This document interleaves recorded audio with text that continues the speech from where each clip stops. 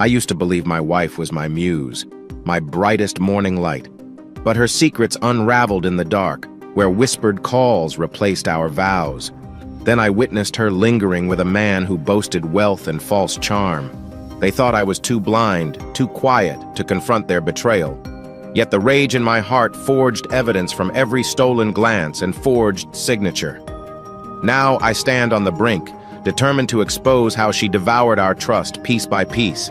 That heartbreak might shatter our world, but it will also ignite the fire of my revenge. My name is Alec Livingston, and I used to believe I understood my world. I've painted all my life brushes, oils, turpentine on my hands since I was old enough to hold a pencil. My wife, Jill, admired my art from the moment we met in college, or so I used to think. We married young, had our daughter Olivia a few years later, and I built a small home studio just off the main house. I've always been a quiet person, the type to pour my soul onto the canvas rather than into conversation. Jill, on the other hand, thrived in social circles. She had a knack for hosting dinner parties, charming potential buyers, helping me make connections. If I landed a good gallery contract, Jill liked to remind me her networking had made it happen. But for the last several weeks, something's been different, something intangible that sits between us like a stain on the tablecloth. I notice it when Jill hovers over her phone, text alerts pinging at odd hours. She glances at me with a quick, tight smile, then turns away as if the messages are none of my business. Late one night, I woke to an empty bed. I found her in the kitchen, phone pressed to her ear, whispering, "I'm not the type to snoop, or at least I never used to be. Maybe I've been naive. Jill is still my wife, beautiful, sharp-witted, and confident. But the tension in our house has grown. Even Olivia has caught on.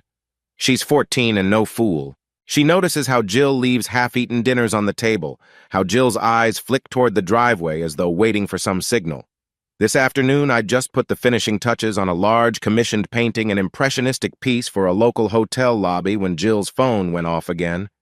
The ringtone she uses for certain messages is short, urgent, and she typically bolts to it. I remember watching her stride across the kitchen floor, a flash of worry on her face. She gave me the thinnest excuse. I need to take this call outside, then vanished through the back door. A flicker of dread settled in my stomach. Maybe I was tired. Maybe painting for hours in my home studio had me on edge. But there was a moment when I realized how thoroughly I'd been ignoring the signs, the late nights, the phone calls, the pointed references to a new friend who had great opportunities for us. I'd let it slide, trusting Jill with the same faith I'd had since we were 19. Tonight, I resolved that I will no longer ignore it. Something is wrong, and I can't stand by quietly. I'm in my studio after dinner, clearing brushes and capping paint tubes. Jill's phone rings in the living room. She doesn't rush to pick it up this time. Maybe she's outside or upstairs. Normally, I'd leave it be, but a wave of curiosity pushes me. My heart pounds, and I argue with myself. Don't do it, Alec. Don't stoop to that level. Yet the ring continues. It morphs into a beep-beep, indicating a message. As if possessed, I step into the living room, see her phone lying face down on the couch. I glance around, no sign of Jill. I press the side button to check the screen. It's locked, of course, but the notification banner reads, Grant. Looking forward to tonight. Grant? The name jolts me. I know of a Grant Holmes. He's a wealthy ranch owner in the next county, rumored to have a big hand in equestrian events, land developments, and sometimes invests in the arts. I've met him only once, maybe a year ago, in a group setting. He was tall, self-assured, wearing an expensive watch. I recall Jill chatted with him for a few minutes about the horse stables he planned to expand. Something about him had struck me as smug. But now I see his name on my wife's phone, and something in my chest goes cold. Looking forward to tonight. Tonight? I gently put the phone back where I found it and stride to the window. Outside, the sun is sinking, painting the yard in dusky orange. Jill's voice floats from somewhere near the fence. She's talking to someone on her own phone. I decide not to confront her just yet. I'm not sure what I'd say. My stomach twists, and I return to my studio. I stand before a blank canvas, trying to quell the urge to fling paint haphazardly. Typically, painting calms me. Tonight, though, the bristles only smear frustration across the surface. Eventually, Jill comes in, acting casual like we're fine, like life is normal. She says, "I'm going out for a bit, meeting a friend." She tries to hide her phone in her purse. "Don't wait up." I muster a neutral expression.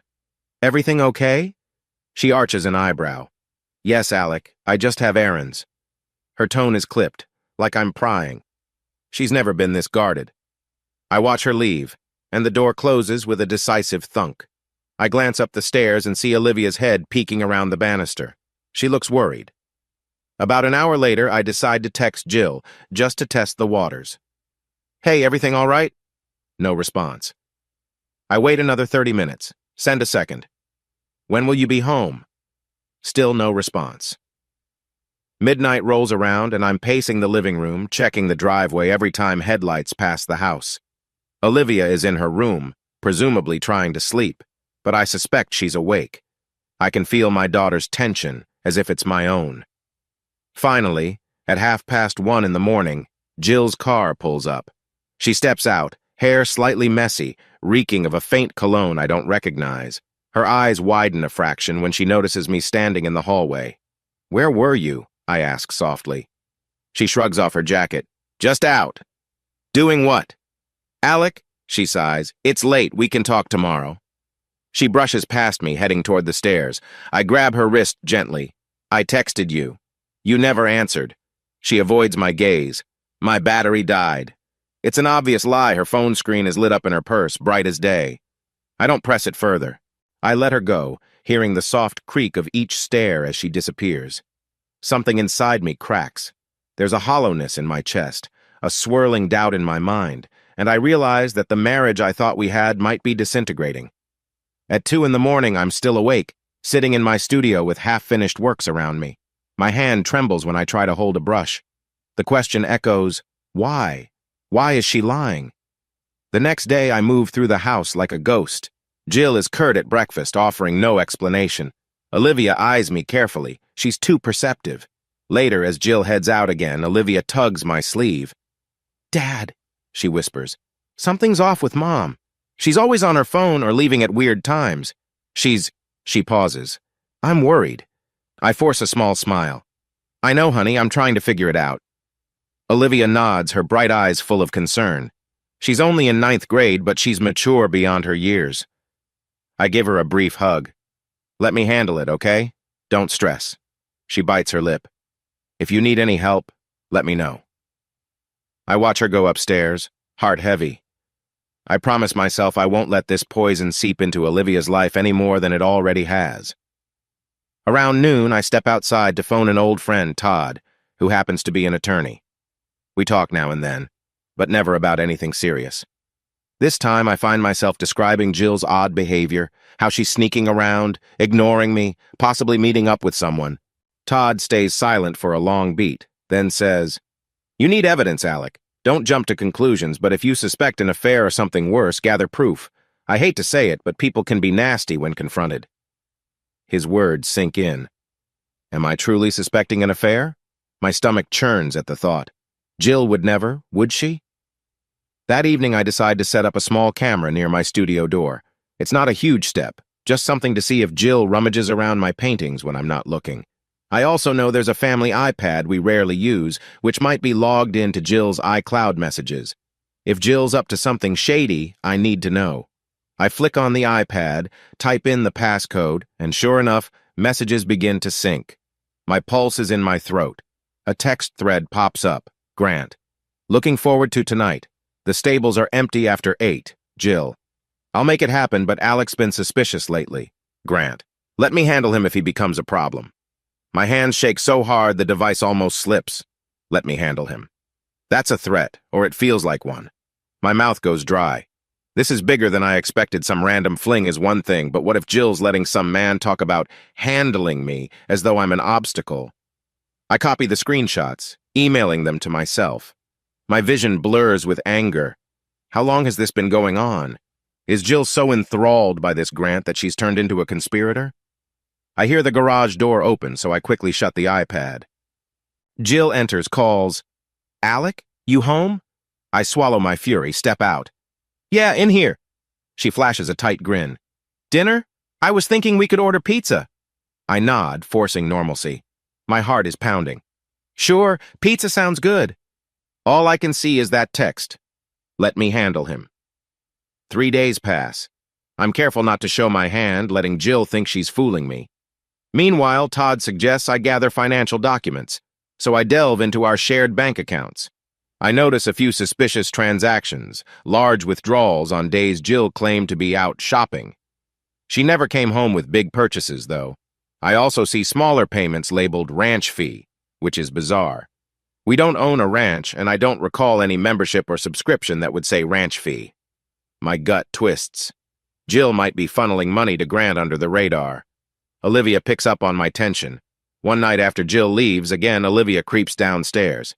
Dad, can we talk? I exhale. Sure, sweetie. She looks ready to cry. I know you said not to worry, but I can't help it.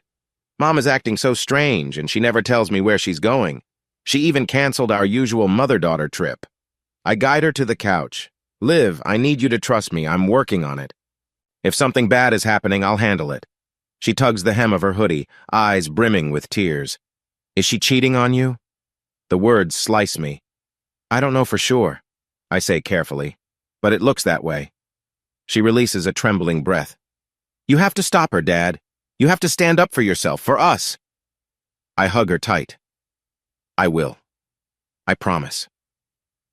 That very night, I decide it's time for a confrontation, at least to gauge Jill's reaction. It's late when she returns, nearly midnight. I sit at the kitchen table, a single overhead light on. She steps in, sees me, and tries to brush past. Where have you been? I ask, voice low. Out, she says flatly. Why are you waiting up? I give a grim smile. Because you're my wife. And you've been running around without telling me anything. Don't I have a right to be concerned? She sets her purse on the counter, avoiding eye contact. I just needed some air. You've been smothering me, Alec. I raise an eyebrow. Smothering? I barely see you anymore. You vanish for hours, come back smelling like men's cologne. She stiffens. Are you accusing me of something?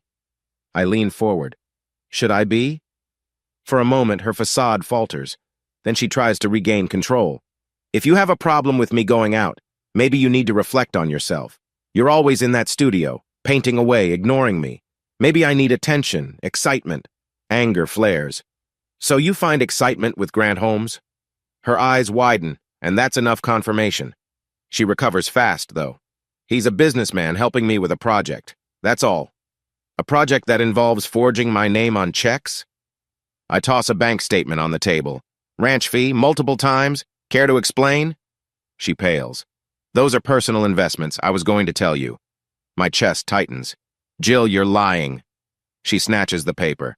Stop snooping into my accounts, Alec. Stop betraying me, I hiss. For a moment, we lock eyes, the tension so thick I can almost taste metal on my tongue. Then she grabs her purse, storms off. You're pathetic, she spits. If you spent half the time paying attention to me as you do your damn paintbrushes, maybe we wouldn't be in this mess. I watch her march upstairs, my fists clenched. She's practically admitted she's messing around with Grant, but refuses to own it. A day later, Jill is gone before dawn. She leaves a note. Need time. Don't wait for me tonight. I'm furious, but I know an emotional blow-up won't solve anything. So I do the one thing that gives me calm. Paint. I take a fresh canvas, vent my turmoil into strokes of midnight blue, violent red slashes. Sometime mid-morning, Olivia knocks on the studio door. Dad? Mom left. I sigh, wiping my brow. Yeah, I know. She steps in, glances at the chaotic piece I'm creating. It's intense. I nod. I'm just funneling everything I feel. She picks at the edge of a paint-splattered table. Dad, if she's with that man, are you going to let her just walk all over you? My voice shakes with controlled anger. I'm not letting her do anything. She made her choice. But I won't stand by and watch. I'm collecting everything I need to show her what happens when she tries to tear our family apart. Olivia's eyes brim with relief. I'm behind you. I place a hand on her shoulder. I know.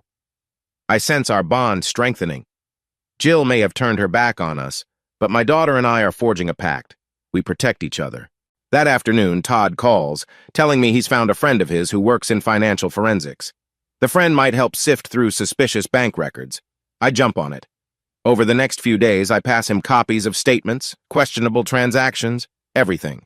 Simultaneously, I do what Todd calls marital due diligence. I gather important documents, house deed, my artwork ownership records, any prenuptial we had. We didn't have one, but I confirm it. I realize Jill might try to claim half or more of everything, and I'm not about to let her and her new partner profit from my years of painting. One evening, in a moment of exhausted vulnerability, I call Jill's phone to see if we can talk. She doesn't answer. Instead, I get a text back. "I'll be home late, don't bother waiting." My anger morphs into a cold determination. Jill's thoroughly parted ways with me in her mind. Fine, two can play at that game. It's nearly midnight when Jill finally returns. I'm sitting in the living room again, my makeshift watch post. She sees me and tenses. "Seriously? You're still up?" I keep my voice level. "We need to talk." She groans. This again. "Where were you?" I ask. "Out. Stop interrogating me like I'm a criminal." I rise, cross the room. "Then stop acting like one. I see the new dresses, the expensive purse, the times you slip money to Grant's ranch. Do you think I'm stupid?" Her face flushes. "He invests in projects. He's helping me get real estate leads. I'm learning the business." I snort. "Save it. I know you're cheating. I've seen texts. I've seen your transactions." Her gaze flickers with fear before shifting to anger. "Fine. If you want a big confrontation, let's do it. You barely pay attention to me, always locked up painting your little pictures. Grant respects me, sees me as a partner, something you never did." My breath hitches. "I've always respected you, Jill. I loved you. But you can't manipulate me anymore. You want to tear us apart? Then we'll do this the hard way." She sneers. "You don't have the guts to stand up to Grant. He's powerful. He can ruin you in ways you can't imagine." A strange calm settles over me. "He can try, but you're both going to regret underestimating me." She scoffs, brushes past toward the stairs. Pathetic threats. Good night, Alec. Alone again, I stare after her. My mind is spinning with 1,000 thoughts. But one overriding vow cements itself. I will not go down meekly. I'll expose her lies, protect my daughter, and ensure Grant pays for trying to take advantage of my family. I sense a new chapter of my life beginning, one where I can't rely on naive trust, one where I have to be ruthless if I ever hope to reclaim my dignity. I wake up the next morning to an empty bed again. Jill's left early. No note this time, just a cold emptiness on her side of the mattress. My chest feels tight with sorrow, but also a grim acceptance. This charade can't continue forever. Olivia is waiting in the kitchen, hugging a mug of tea. Her eyes flick to me, anxious. "She's gone already?" I nod, reaching for the coffee pot. Apparently, she sets her mug down. "Dad, this is so messed up." I sigh, sitting across from her at the table. "I know, but I need you to stay strong. Focus on school. Let me worry about your mother." She hesitates, then says softly, "I can't just pretend everything's normal. Mom's barely around. Kids at school ask why she's never at pickup, why she misses events. I'm tired of lying to them." I rub my temples. "I'm sorry, Liv. I never wanted you caught in this, but I promise we'll find a resolution." She nods, tears glistening. I feel an ache of guilt, but also renewed resolve. This is for her, for both of us. Jill can't be allowed to waltz in and out as if we're doormats. A few hours later, Todd stops by. He has manila folders stuffed under his arm, an air of seriousness in his step. We move to my studio where I keep a small desk. He spreads out spreadsheets and printouts. "There's definitely suspicious activity in these accounts," Todd begins.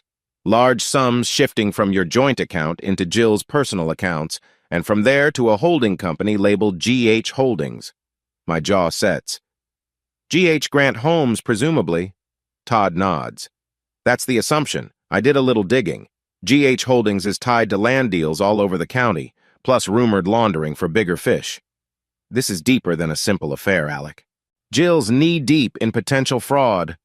My stomach churns. "So it's not just her hooking up with him. She's risking everything legal trouble by funneling my money?" Todd shrugs, giving me a sympathetic look. "I'm sorry, man. This is ugly. But if you gather enough proof, you can protect your assets. You might also consider filing for legal separation soon. so she can't keep draining accounts. I press a hand to my face. I feel anger swirling with heartbreak. I never thought she'd betray me like this. I guess I was blind. Todd places a hand on my shoulder. She's the one who lost sight of what matters. You're doing what you must. I nod slowly, gazing around my studio. My paintings, my livelihood, she wants to sell them behind my back? Or so it seems. She's talked about shipping my artwork overseas, as if I wouldn't notice. Todd's expression darkens. We'll have to move carefully. People like Grant have connections. He might try to smear you, claim you're a violent spouse or incompetent father. A flicker of rage ignites in me. Let him try. I'll make sure his crimes see the light of day. That evening, I manage to corner Jill the minute she steps inside. She's holding a few shopping bags, or so it appears, probably expensive clothes. I fold my arms. We need to talk finances. She rolls her eyes, setting the bags down. What is it now? I produce a printout from Todd's folder. You transferred $5,000 to GH Holdings last week. Care to explain? She tenses. I told you, it's an investment.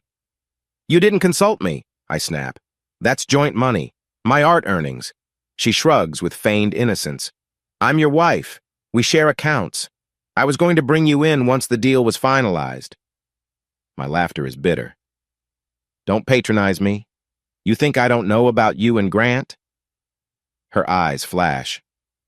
You're making this bigger than it is. Grant and I are business partners, and if sometimes we enjoy each other's company, that's none of your concern. My voice quivers with anger. You're my wife, Jill. It is absolutely my concern. She stares me down. How about this? If you gave me half the attention you give your paintings, I wouldn't have to look elsewhere. But you're so absorbed in your own world brushstrokes and canvases that you barely notice me. I step closer, lowering my voice. Don't blame your affair on my dedication to my art. This is about you chasing greed, excitement, or whatever it is you think Grant has, and you're stealing from me in the process. Her face reddens. She grabs the shopping bags again, turning to leave the conversation. Believe what you want. I don't owe you an explanation. I'll do what's necessary for my future. As she heads upstairs, I call after her. There's still time to back away from him, Jill, before you destroy everything. Her only response is a derisive snort, then the slam of the bedroom door. The next day, Olivia's school has a parent-teacher conference. Normally, Jill would join me, but she's nowhere to be found. I arrive alone, meeting with Olivia's homeroom teacher, who expresses concern about Olivia's recent anxiety. I try to reassure the teacher that we're sorting out some family issues. My chest tightens as I realize that no matter how strong I try to be, my daughter is feeling the brunt of this chaos.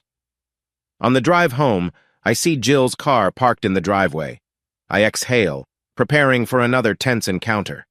When I walk in, I hear her rummaging in the kitchen. She glances at me, face unreadable. How was the conference? She asks, feigning casual interest. Wouldn't you know if you'd shown up? I reply, my tone biting. They're worried about Olivia.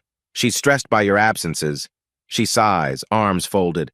Don't pin that on me. You could have handled it. I slam my keys on the counter. Oh, I did handle it, alone, like everything else these days. For a flicker of a second, her features soften, almost remorseful. Then it's gone. I can't apologize for wanting more in life, Alec. I refuse to be a bored housewife watching you paint. I choke back a reply, too furious to form words. She strides past me, heading upstairs. My head throbs. That night, Olivia and I eat dinner together, Jill missing yet again. It's become our grim routine, my daughter and me, side by side at the table, quietly acknowledging the fracture in our family. I spend the next few days digging deeper into Jill's relationship with Grant. I managed to discover emails on the old iPad, still synced to her account, referencing a property expansion at the ranch.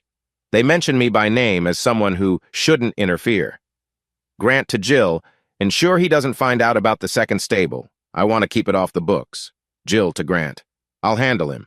If he catches on, we can threaten to expose his personal secrets. Personal secrets? My stomach clenches. I don't have any scandalous secrets unless they plan on fabricating some. I forward the emails to Todd. He calls me that evening, voice tense. Alec, this isn't just an affair, it's potential criminal conspiracy. I'm hearing rumors that Grant deals in underthietable auctions, possibly even pushing contraband. If Jill's in on it, she could be complicit. A cold sweat breaks out on my forehead. So how do we fight back? We compile, keep copies of everything. Eventually, we might take it to the authorities, but we need to be sure. People like Grant have attorneys who'll shred half-baked claims. I pinch the bridge of my nose. I'll keep digging. I can't let them blindside me. After I hang up, I realize my hand is shaking. Jill's not merely betraying me physically or emotionally, she's dragging me into a dangerous underworld. I have to protect Olivia at all costs. Another confrontation with Jill erupts a few days later. She walks in late, looking triumphant. I stand in the hallway, arms crossed. Where did you vanish to this time? She sets down her purse. Grant had a business dinner. I joined him. We closed a great deal. You might be thankful eventually. I scoff. Thankful that my wife is sneaking around with some shady ranch mogul? She levels a glare. You'd rather I live in your shadow forever? You don't realize how small your world is, Alec. Art can only do so much for us financially. My voice rises. But I was never about the money. If you wanted to expand or invest, we could have done it ethically. Instead, you're forging signatures, siphoning funds. You really think Grant respects you? She bristles. He respects me more than you ever did. I bite back a retort, scanning her face. I see a flicker of doubt in her eyes, something that suggests she isn't as confident as she pretends. You're gambling everything for him, I say quietly, including your relationship with your daughter. Her expression falters momentarily. Then she steels herself. If Olivia can't support her mother's ambitions, then that's on her, and on you, for poisoning her mind. I step forward. Don't you dare drag our daughter into your twisted logic. You know damn well you're tearing her apart. Jill's nostrils flare, but she says nothing, turning on her heel and storming up the stairs. I'm left trembling with fury, hating the person she's become. Late that night, I can't sleep. I wander to my studio, flicking on the lamp. The painting I started in anger stares back at me, dark reds and blacks swirling into chaos. I slump onto a stool, letting my mind race. A noise from behind makes me jump. It's Olivia, in pajamas, hugging herself. Dad, I heard shouting. I exhale, beckon her over. She sits next to me on a small bench. I'm sorry you have to hear that. She nods, tears forming. I just want this to stop. I want us to be normal again. I put an arm around her shoulders. I know, me too. But your mom, she's on a path I can't control. All I can do is protect you and make sure we don't lose what's ours. She presses her face to my arm. I'm scared, Dad. I hold her, my heart aching. I am too, I admit softly. But we'll get through it. We sit there in the stillness, father and daughter in a silent pact. My determination solidifies. Jill has effectively declared war on us. I'm done playing defense. I vow to gather enough evidence to blow her and Grant's scheme wide open. 2 days later, Todd and I meet in his downtown office. He introduces me to a private investigator named Deanna, who's skilled in uncovering financial improprieties.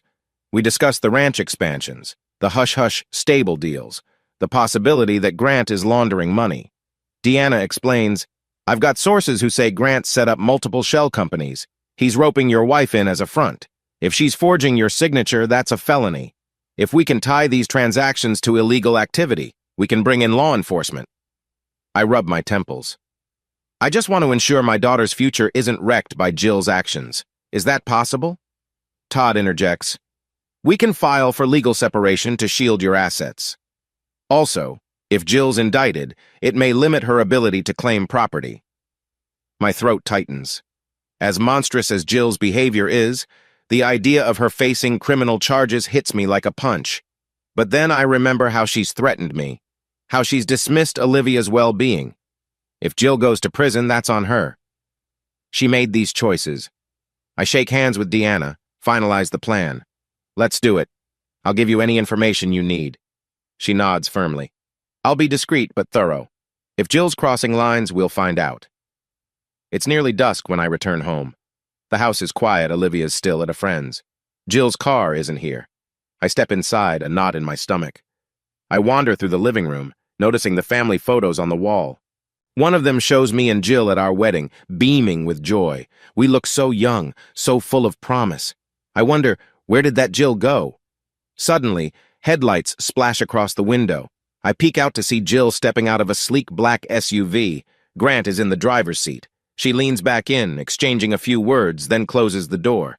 The SUV peels away. My pulse skyrockets. Jill enters, meets my gaze, a flash of annoyance crossing her features. "Don't start," she mutters. I can't stop myself. "He dropped you off at our home? You're flaunting it now?" She glares. "It's none of your business. You and I are past the point of saving this marriage, Alec." That stings, even though I expected it. Maybe we are, but you're still forging my finances. That's definitely my business. She rolls her eyes, tossing her purse on a chair. "You don't get it. This is bigger than you. We're building something that could yield huge returns. Maybe if you cooperated, you'd benefit." I shake my head in disbelief. "You think I want to be part of your shady deals?" She crosses her arms, defiant. "Grant says he can help me get out of this small-time life. He's got connections." "Connections to criminals!" I snap. "You're blind if you don't see it." She laughs hollowly. "At least he has ambition. You, Alec, are stuck in your little art world, painting your feelings. Where does that get us?" My stomach churns. She used to cherish my art. Now she mocks it. "You know what, Jill? If that's how you feel, maybe we should stop pretending." She lifts her chin. Finally, something we agree on. Days later, I'm in my studio, finishing a painting for an upcoming gallery show. It's a big one. My agent arranged it months ago, back when Jill seemed excited to attend. Now I doubt she'll even show up. My phone buzzes. A message from Todd. Got new intel from the PI. She uncovered more evidence on GH Holdings. Let's meet tomorrow. I stare at the text, feeling a surge of grim satisfaction. This is the moment. I might finally have enough to confront Jill in a way she can't ignore. I've tried reason. I've tried pleas for our family's sake. None of it worked. Now I'll let the facts speak. Upstairs, I hear Jill's footsteps. Maybe she's rummaging for more papers to sign without my knowledge. I close my eyes, inhaling the scent of turpentine and paint. My heart aches with betrayal, but also pounds with anticipation. This ends soon. I whisper to the silent room, "You chose him over us, Jill, and you'll regret it." I set an early alarm to meet Todd and the private investigator, Deanna, at Todd's office downtown. The sky is still gray when I slip out, leaving Jill asleep, assuming she even came home at all last night. Olivia is with a friend for the weekend, which gives me space to handle business without worrying about her overhearing.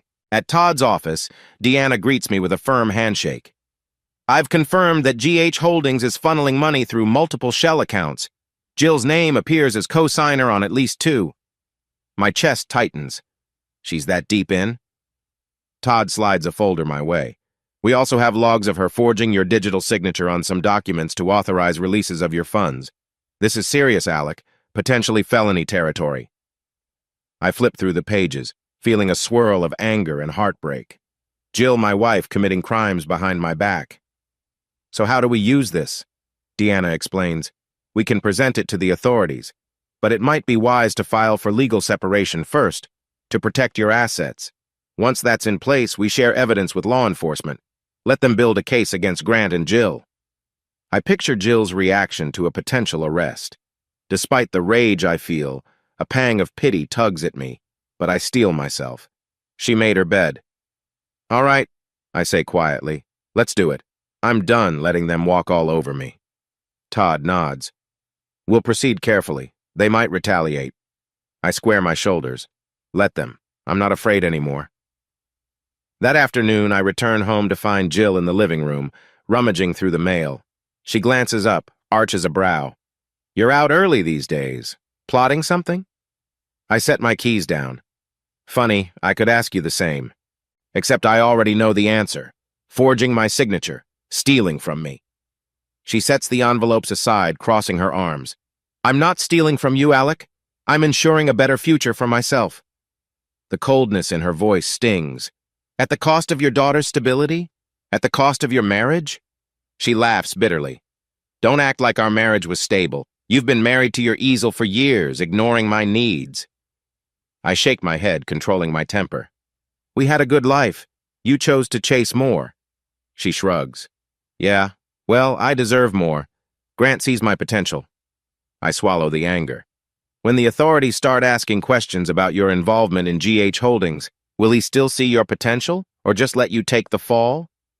She blinks, a flicker of uncertainty crossing her features. What are you talking about? I step closer, voice low. I know everything, Jill. About the shell accounts, the shady expansions, the underthateable deals. You're forging my signature. You think that's going to end well for you? She tries to mask her alarm with bravado. Grant's got top lawyers. We're protected. Don't threaten me, Alec. My jaw tenses. I'm not threatening you. I'm stating facts. You're in way over your head. She tosses her hair, but I see the flicker of fear in her eyes. Without another word, she snatches her purse and stalks out. The front door slams, rattling the frames on the wall. Hours pass. I brood in my studio, painting in aggressive strokes. My phone buzzes a call from Olivia. She sounds worried. Dad, are you okay? Mom just called me, ranting about how you're trying to sabotage her. She sounded strange. I grip the phone tighter. I'm all right, Liv. Your mom and I are having a disagreement over finances. She's silent a moment, then softly asks, Does she hate us? My heart breaks a little. No, she's caught up in something. It's complicated, but I promise I'm doing everything to keep you safe. Olivia sniffles. I know. Listen, Dad, if you need me to come home... No, I say gently. Stay at your friend's if you're comfortable. Things might get heated here. I don't want you in the crossfire. She murmurs agreement. I hang up, dread coiling in my gut. Jill's meltdown is becoming more volatile. If she's calling Olivia to spin some narrative, who knows what she'll do next. That night, I hear Jill come in around midnight. Instead of confronting her, I wait in the hallway, watching her tiptoe upstairs. Once she's locked in the bedroom, I quietly check her purse. It's a desperate move, but I'm beyond caring. I find receipts from a swanky hotel bar, one in Grants County, charges for cocktails, late-night room service, the timestamp from earlier that evening. I snap a photo of the receipts with my phone, then slip them back. My stomach churns. She's brazenly staying with him in hotels. A swirl of hurt rises, but I tamp it down with cold logic. This is more evidence if I need it. In the morning, Jill greets me with a smirk. Going anywhere special today? She mocks. I force neutrality. Just the studio. She sips coffee, smirking behind the mug. Don't waste your energy. Soon I might not be here to enjoy your little home. I stiffen. What's that supposed to mean? She shrugs. Grant offered me a place at the ranch. Maybe I'll move in permanently. Once I do, I'll have all the space I need for business. I note her phrasing. Business. She's still delusional about building an empire with that man. What about Olivia? I ask sharply. She rolls her eyes. I'm sure you'll keep her. She's your little protege anyway. Her callousness shocks me anew. You'd walk out on your own daughter? She sets the coffee down, eyes cold. Don't paint me as a monster. I'd still see her. But there's more to life than a rebellious teenager and a moody painter. A spark of fury ignites in me. You're going to regret those words one day. She arches an eyebrow, turning to leave. We'll see who regrets what. After she's gone, I phone Todd, explaining Jill's threat to move out permanently. He sighs. It might be best. If she's out of the house, you can proceed with separation more smoothly. You keep the home, keep your painting safe. I rub my eyes. What about Olivia? She's still just a kid. I don't want her feeling abandoned. Todd's voice is reassuring. You've been the stable parent anyway. Courts usually favor the more responsible spouse in custody matters, especially if the other spouse is committing fraud or forging signatures. I pause, leaning against the wall. Right. So maybe letting Jill leave is the best route. He agrees. Yes, and once she's out, we drop the evidence bomb on Grant's operation. Jill might face consequences, but that's on her. She's forging signatures, not you. I hang up, stomach fluttering with a mix of relief and dread. The reality is hitting home. Jill might truly walk away from us, from everything we built. But if that's the price to keep my daughter safe, so be it. A few days later, Jill packs some suitcases, piling them near the front door. She doesn't ask for my help. She doesn't even look upset. She's wearing a crisp blouse, hair immaculately styled, a new purse slung over her shoulder. Olivia watches from the staircase, silent tears tracking down her cheeks. Jill notices her, offers a brittle smile. "I'm going to be staying at the ranch for a while. I'll call you, sweetie." Olivia doesn't respond, just stares. I can almost feel her heart break.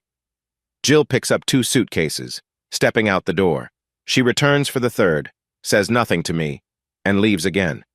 Then she's gone. I exhale shakily, turning to find Olivia trembling. I hold her as she sobs, the weight of abandonment crushing her. "It's okay," I whisper. "She made her choice. We'll be okay." She clings to me, nodding.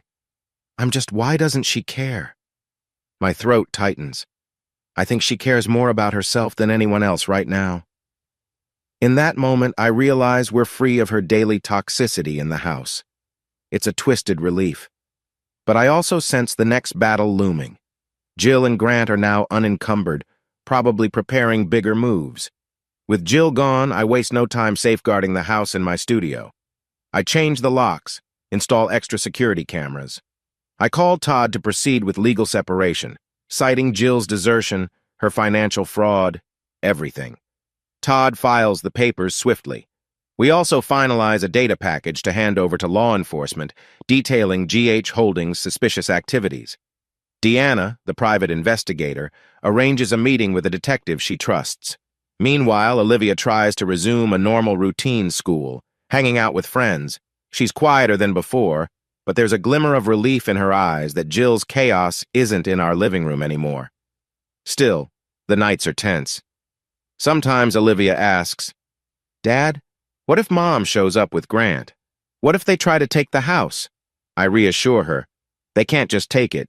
Legally, we're protected now, and if they try anything else, I'll have the police handle it.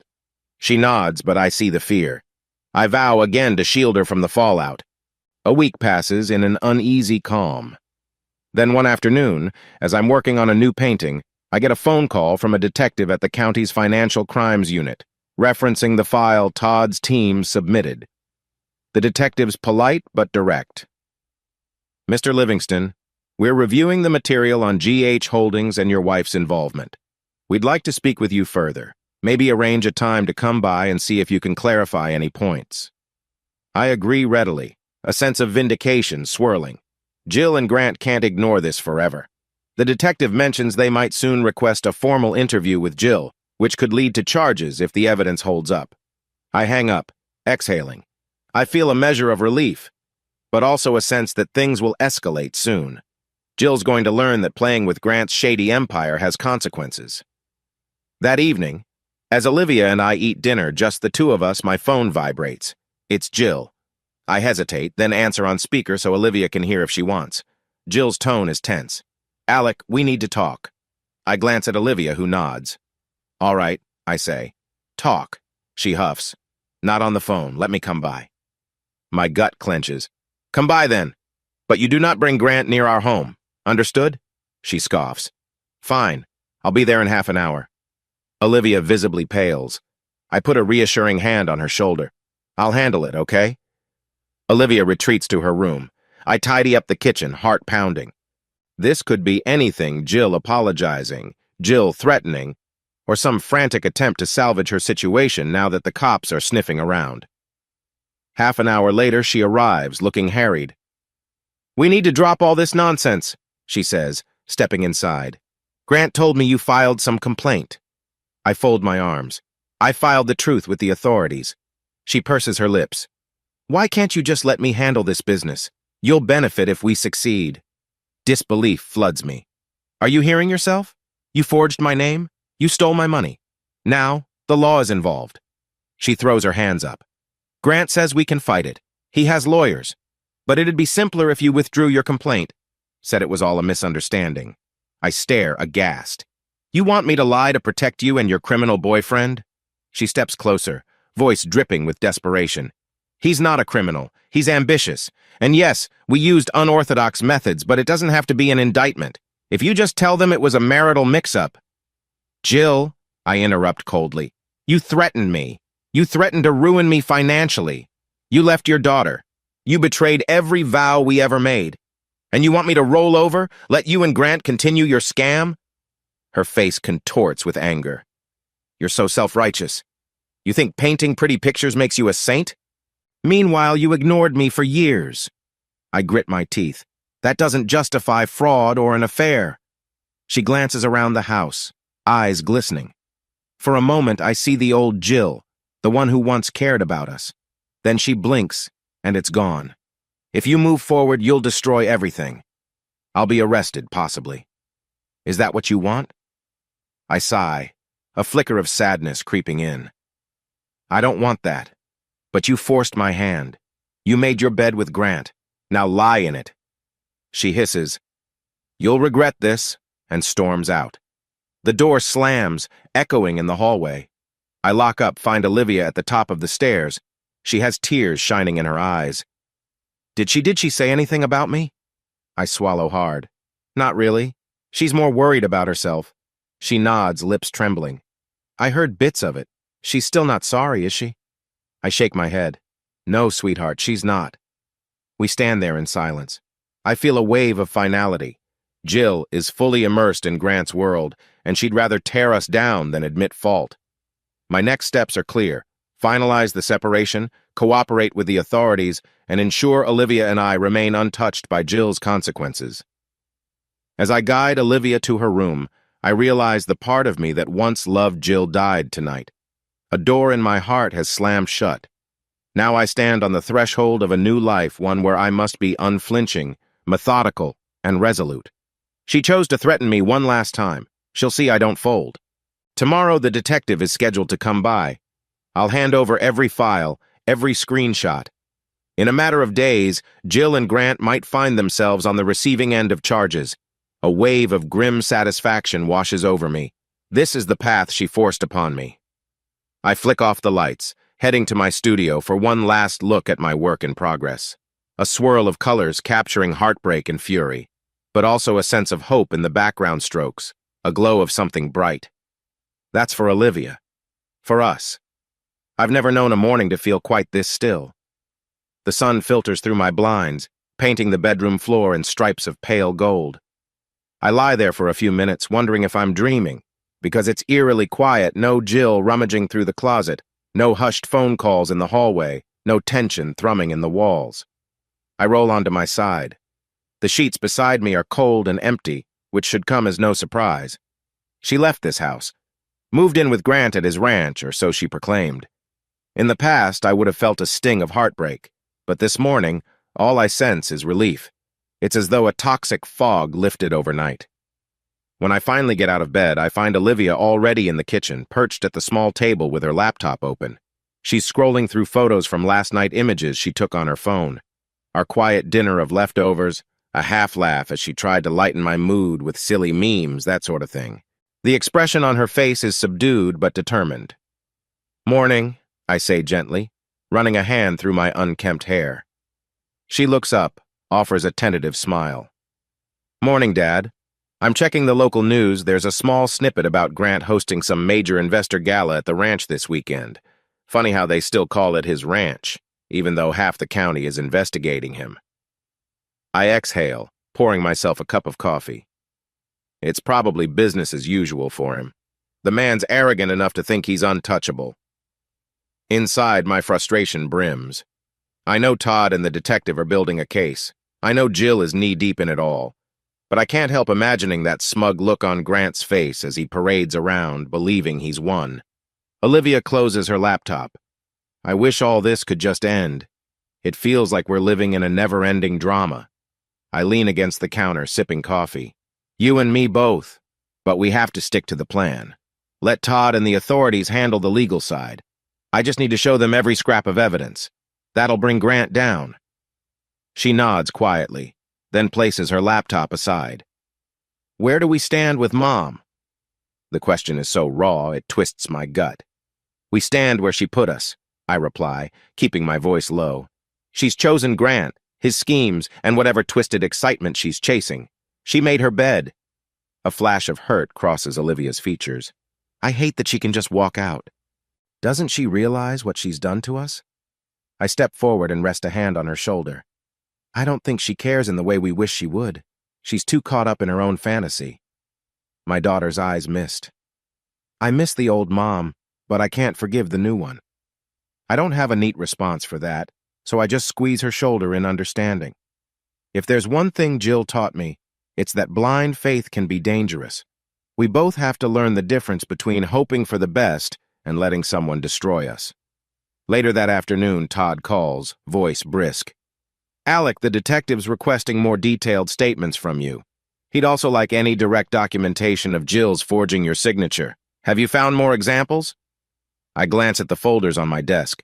I have some suspicious contract copies from the last few months. I'll send them over. They've got my signature, but the strokes look off if you compare with the real thing. Perfect, Todd replies. And about that upcoming gala at Grant's Ranch, did you hear it's scheduled for this weekend? Olivia told me, so I nod even though Todd can't see me. Yes, I heard. You think it's some lavish attempt to lure new investors? Likely, Todd says grimly. He might be trying to shore up finances before everything caves in. If Jill's involved, it may be our best chance to catch them red-handed, especially if they flaunt stolen paintings or reference illegal expansions. My stomach churns at the mention of stolen paintings. The idea of Jill or Grant hawking my art behind my back still rattles me. Should I do anything specific? Just hold tight, Todd says. The cops might want to set up some kind of observation or sting, but that's their call. Our job is to keep you and Olivia safe, gather evidence, and let them act when the time's right. I hang up, feeling that slow burn of anticipation. Jill and Grant won't quit easily, and if they're so brazen as to host a big event, it means they still believe they're invincible. Good. Arrogance is a flaw I can use against them. That evening, I decide to cook a proper dinner for Olivia. Something about simmering sauce on the stove or chopping fresh vegetables helps me think. The tangy aroma of tomatoes and garlic wafts through the kitchen, reminding me how normal life can be if we try. Olivia sits at the table doing homework, pencil tapping on her notebook. Halfway through stirring the sauce, my phone vibrates on the counter. A text from Jill. I glance at the screen. We need to talk. Don't ignore me. My pulse kicks up. I consider ignoring it, but Todd's words ring in my head, keep a record of everything. So I open the message thread, type, talk about what? The reply comes fast. Us, the ranch, Grant's event. You can't sabotage me forever, Alec. I grit my teeth. I'm not sabotaging you, Jill. You did this yourself. I send it, heart pounding. She responds, Grant is giving me an important role in the expansion. If you keep pushing the law on us, I'll tell them you're an abusive husband who tried to keep me locked away. I'll smear your name to every gallery in the region. You'll lose everything. A wave of nausea hits me. She's doubling down on threats. I type. I have proof that says otherwise. If you try that, it'll backfire. Her final text before she goes silent. You have no idea how far Grant's reach goes, Alec. Back off before it's too late. The phone screen dims. I stand there, sauce spoon in my hand, trembling with adrenaline. Olivia notices my expression. Dad? You okay? I swallow hard. She's threatening us again. Then I force a tight smile. But I won't let her scare me. Olivia's eyes harden. She's changed so much. I don't even recognize her. I shut off the stove, stepping toward my daughter. I know, but we'll keep going. People who rely on threats usually fall hardest when the truth comes out. She nods. We sit down to dinner, both of us lost in thought, but there's a mutual resolve in the air. If Jill wants to try intimidation tactics, I'll show her I'm not the man she can push around anymore. The next day, I meet with Detective Young at the local station. He's a sharp-eyed man, around 50, with a calm demeanor that I find reassuring. We sit in a cramped office with boxes of case files stacked against the wall. Mr. Livingston, he begins politely, we appreciate all the documentation you've provided, bank statements, suspicious transactions, alleged forgeries. It's compelling evidence of financial crimes involving Jill Livingston and Grant Holmes. I fold my hands in my lap. So, what's next? He inhales. We suspect that Ranch is a hub for more than just horse breeding. Our intel suggests possible money laundering for outside interests. If Jill's been funneling your funds there, she might be complicit. We're coordinating with state-level authorities to determine if a sting operation is warranted. My pulse skips. A sting operation? Does that mean you'd gather real-time evidence at the ranch event? He nods. Potentially. Holmes is rumored to be flaunting new art acquisitions. If they're your stolen or fraudulently acquired pieces, that's a crime in progress. But I need to caution you. Once we set this in motion, it could get messy. People like Holmes might resort to threats or even violence if cornered. I think of Jill, so enthralled with Grant's power, ignoring our daughter's well-being. I think of how he threatened me in those text messages. I'm not afraid of messy, I say quietly. I just want them held accountable, and I want to keep my daughter safe. Detective Young scribbles a note. Agreed. I'll have my team reach out if we decide to move on the gala. In the meantime, keep gathering anything you can. Emails, documents, personal logs of Jill's contact with you. The more we have, the stronger our case. I stand to shake his hand. Thank you, Detective. I'll do whatever it takes. He meets my gaze firmly. We'll bring them down, Mr. Livingston. It's only a matter of time. On my drive home from the station, I feel a strange mix of exhilaration and dread. A potential sting at the ranch gala that's the sort of scenario you see in movies, not your everyday life. But here I am, caught in the middle. Jill might stand next to Grant, smiling for the cameras while forging more deals, oblivious to the net closing around them. My phone rings through the car's Bluetooth. Todd's name appears. Hey, Todd, I answer, focusing on the road. How'd it go with the detective? He asks, sounding rushed. I fill him in on the possible sting. He hums in approval. Sounds about right. Holmes is brazen enough to put everything on public display. They'll have no shortage of incriminating evidence. Exactly, I say, turning the wheel onto my street. They just need to orchestrate it carefully. Todd's tone lowers. What about Jill? Are you prepared for her to be arrested if it comes to that? My chest tightens. I can't say I'm prepared, but I can't protect her anymore. She chose this path. All I can do is make sure Olivia and I aren't dragged down with her. Todd sighs. I understand. Legally, you're on solid ground, especially since Jill's the one forging signatures. But personally, look, it's going to be brutal. The fallout might be huge. I park in front of the house, kill the engine.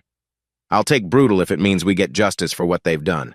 Jill's threatened me, threatened to ruin my career, tried to intimidate Olivia. Enough is enough. A pause. Then we move forward, Todd says at last, resigned. We'll be ready when the detectives' team makes their move. We hang up. I climb out of the car, stare at the house. There's an undercurrent of tension in the air, but also a sense of finality. This fiasco is spiraling toward a climax. I can only hope we come out unscathed. 2 nights later, I'm in my studio, finishing a late-night painting session. Olivia is upstairs in her room, presumably asleep. My phone buzzes. Another text from Jill. Meet me tomorrow at the old Willow Creek Diner, 2 p.m. No cops, no Todd. We settle this ourselves. I reread it 3 times, scowling. Settle what, exactly? She's the one who stomped out, forging ahead with Grant. But maybe, just maybe, she wants to negotiate a truce. Or maybe it's a trap. My mind goes to Detective Young's warning about intimidation. Could Jill be luring me into something? Still, curiosity gnaws. If Jill's desperate enough to ask for a meeting, it might be worth hearing her out. I type back, fine, 2 p.m. If you try anything underhanded, I walk. She replies instantly, just come alone. I exhale shakily. Then I lock my phone, setting it aside. Tomorrow might be interesting. Whether it's a final bid for peace or a more sinister plan, I owe it to myself and to Olivia to see what Jill has to say. But I won't go in blind. I'll bring my wits, record the conversation if needed. I'm done letting her catch me off guard. Before bed, I slip upstairs to check on Olivia. She's dozing off but stirs when I crack the door open. Dad, she murmurs, half asleep. Just saying goodnight, I whisper. We're okay. She nods, a drowsy smile. Night, Dad. I close the door softly, heart heavy and determined. If Jill wants a showdown, I'll give her one, but I'll make sure the upper hand is mine. The next afternoon, I arrive at Willow Creek Diner around 1:50, a full 10 minutes early. It's an old-school place on the outskirts of town, the kind that hasn't changed its decor since the '70s vinyl booths, faded wallpaper, a tinkling bell above the door. I pick a booth in the corner facing the entrance, nerves thrumming. The waitress approaches, offers a polite smile. I order a coffee, black. My phone is set to record audio in my jacket pocket, just in case. I can't be too careful. At exactly 2 p.m., Jill steps in. She looks different. Thinner, perhaps. Her hair is pulled into a tight ponytail, and there's a tension in her posture that wasn't there before. She spots me and slides into the booth across from me, not bothering a greeting. The waitress hovers, but Jill just waves her off, not ordering anything. We sit in awkward silence for a moment, the hum of the diner's air conditioning filling the space. Finally, Jill speaks. "I don't have a lot of time. Grant wants me back at the ranch soon." I arch an eyebrow. "Of course, don't let me keep you from your scam." She scowls. "Don't start. I'm here to give you an out, Alec." I sip my coffee. "An out from what, exactly?" Her eyes flick around, checking if anyone's listening. "From this disaster we're both in. I know the cops are sniffing around. Grant knows too. He's got resources he can pivot, shift finances, do whatever it takes to protect himself. Me? I'm left out in the cold if he decides I'm a liability." A slight tremor in her voice betrays fear. I lean forward, my tone cool. "Sounds like you're realizing the man you threw your marriage away for might not care about saving you." She shoots me a venomous glare. "I didn't throw it away. You never saw me." "You never paid attention." I don't take the bait. "Why did you ask me here?" She folds her arms. "If you withdraw your complaints, retract any accusations, I can make sure you keep your reputation. I'll leave you out of Grant's crosshairs. I can even ask him to pay you back for the art pieces I sold on the side. We can end this quietly." A mirthless laugh escapes me. "So, that's your big plan? Bribe me into silence with my own stolen money? Meanwhile, you continue your deals with Grant, no consequences?" She presses her lips into a thin line. "I'm trying to help you. If he goes down, you go down too. Don't you get it? Grant will spin it so you look complicit. They'll say you authorized those transactions." The suggestion roils my stomach. "I have proof that's not true. Signatures you forged, text logs, a detective who's confirmed it's fraud on your part." Jill's voice tightens. "Then you'll drag me to jail? Your wife? Olivia's mother?" Anger flares in me. "You've dragged yourself, Jill. You threatened to ruin my life more than once. You threatened to hurt me if I stood in your way. Now you want me to bail you out?" She slumps, genuine worry seeping into her gaze. "I never wanted this. Grant seemed so confident, so resourceful. I wanted a bigger life than scraping by on your art sales." A surge of bitter hurt stabs me. "Scraping by? We had a decent life, Jill. A home, security, a family. You let greed and arrogance blind you." She looks away. "Maybe I did, but it's too late for regrets." I finish my coffee, set the cup down hard. "What exactly do you want from me now?" She meets my eyes. "Stop cooperating with the cops. Tell them you were confused, that the finances were a marital misunderstanding. Then I can negotiate with Grant to leave you alone." A humorless smile tugs at my lips. "And if I refuse?" Her shoulders tense. "If you refuse, he'll bury you in court. He has powerful friends. He'll spin some story that you abused me, threatened me. He might even claim you're mentally unstable. You think your precious art career will survive that?" My chest is a knot of rage and sadness. "I'd rather fight for the truth than cower under your blackmail. Let him try." She huffs, eyes narrowing. "You're a fool, Alec." I stand abruptly, throwing some bills on the table for my coffee. "No, Jill. I was a fool for trusting you as long as I did." I lean in, voice quivering with fury. "Whatever you're tangled in with Grant, it's about to blow up, and I won't save you from it." Her expression flickers somewhere between fury and desperation. "Fine. Enjoy the fallout." Without another glance, I pivot and walk out of the diner, heart thundering. My phone is still recording, capturing every heated word. Let Jill see how far I'll go to protect myself and Olivia. The old me might have caved at her tears or manipulative pleas. Not anymore. Outside, the summer sun feels punishing. My chest heaves with adrenaline. I climb into my car, start the engine, and drive off with one persistent thought. If she's that desperate to scare me, it means she knows the walls are closing in. Good. Let them close faster. I return home to find Olivia in the living room, flipping through a sketchbook. She looks up, relief washing over her face. "Hey, everything okay? You look fired up." I sink onto the couch beside her. "I met your mother. She tried to bully me into dropping the charges or threatened that Grant would bury me." Olivia's eyes widen. "Are you serious? That's insane." I nod. "She's clinging to him, but also terrified. She wants me to stop cooperating with the investigation so he'll spare me. It's basically blackmail." She shuts the sketchbook, expression pained. God, how can she stoop so low? We're her family. Then a worried crease forms on her brow. What if Grant really can ruin us? I place a reassuring hand on her knee. We have Todd, the detective, and a mountain of evidence. Grant can't just spin fairy tales, and if Jill had any sense, she'd realize it too. Olivia inhales shakily. I don't want to see her in prison, Dad, but after all she's done. I pull her into a brief hug. I know. None of this is easy. But the truth is, once you cross certain lines, stealing, threatening, conspiring, it's hard to turn back without facing consequences. She nods against my shoulder. I trust you. Whatever happens, we'll face it together. I squeeze her arm, feeling a surge of parental protectiveness. Jill may have turned her back on this family, but I'll stand firm. Grant's empire is built on lies, and lies always collapse. The next few days pass in a tense lull. I finalize more paintings for an upcoming show, forcing myself to focus on the craft I love. It's oddly cathartic, letting paint swirl across canvas, capturing my turmoil in color. Olivia becomes my unofficial studio assistant, helping me set up frames or cleaning brushes, anything to keep busy. Late one afternoon, Todd calls with urgency in his voice. Detective Young is going to move on Grant's gala. They've got enough probable cause for a search warrant. Possibly arrests on the spot if they confirm stolen property or documented fraud.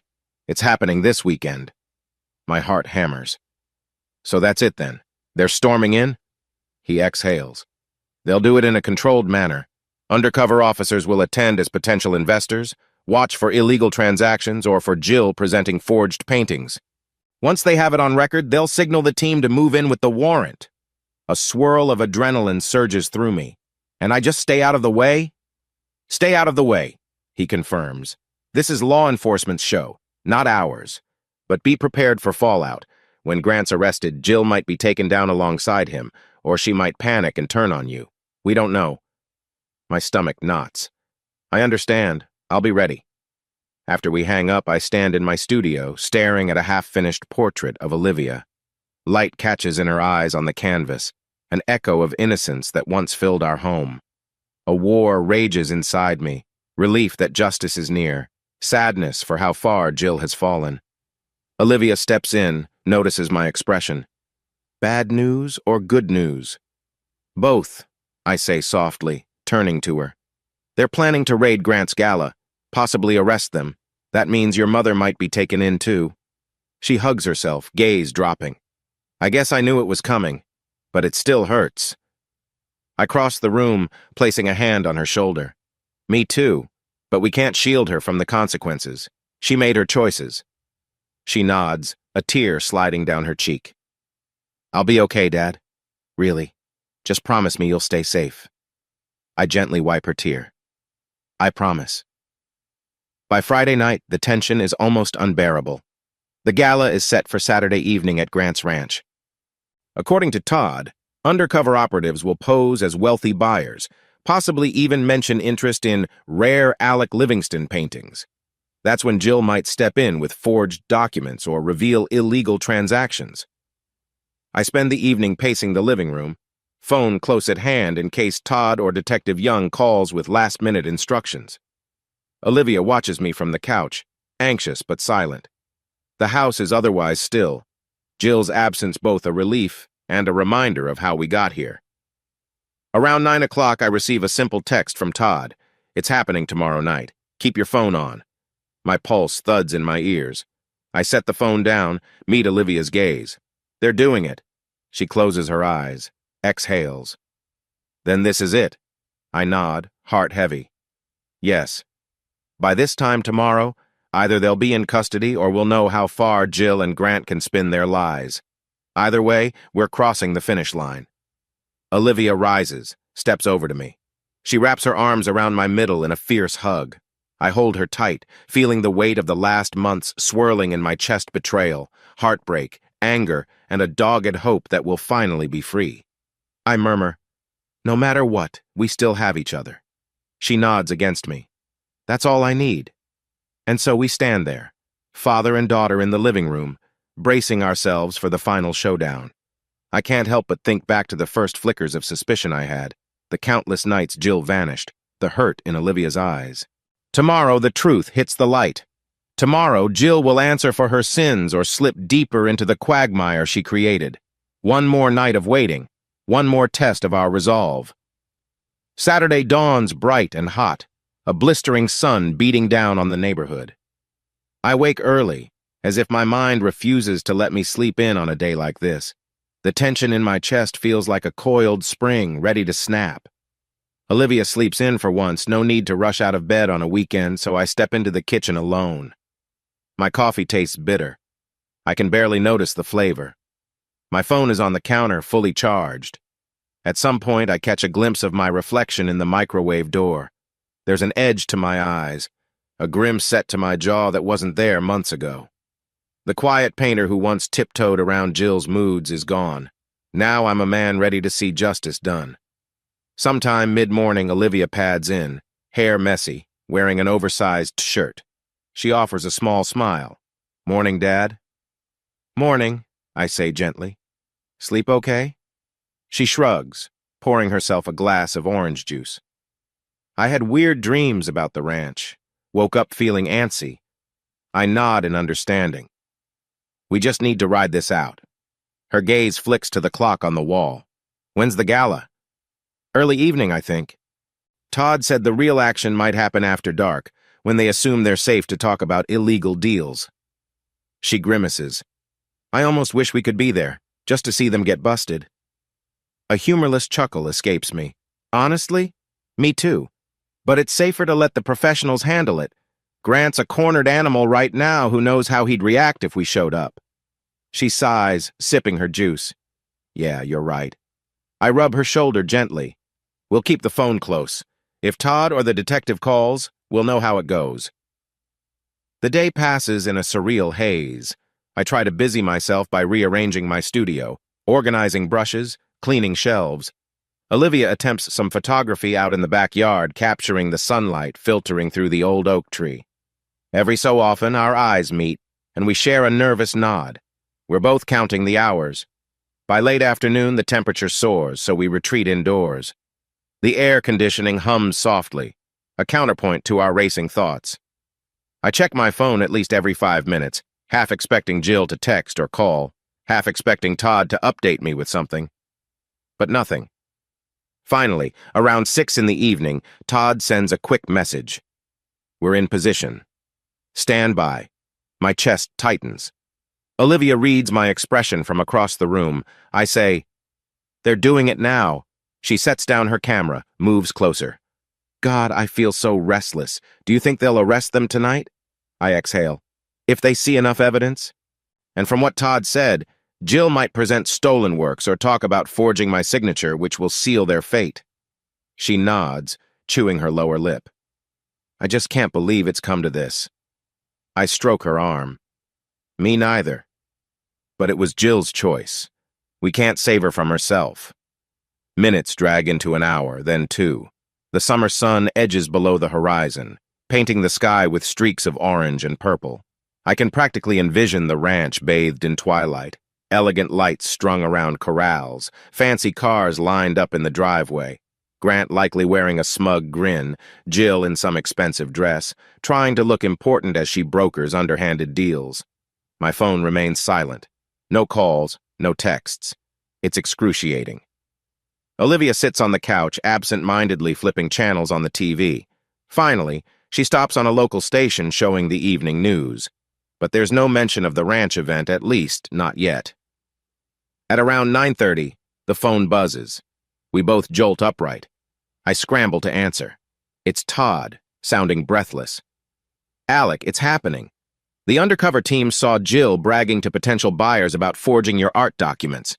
She apparently led them to a back barn, showed them crates of your half-finished canvases, claiming she could authenticate them with your signature for a price.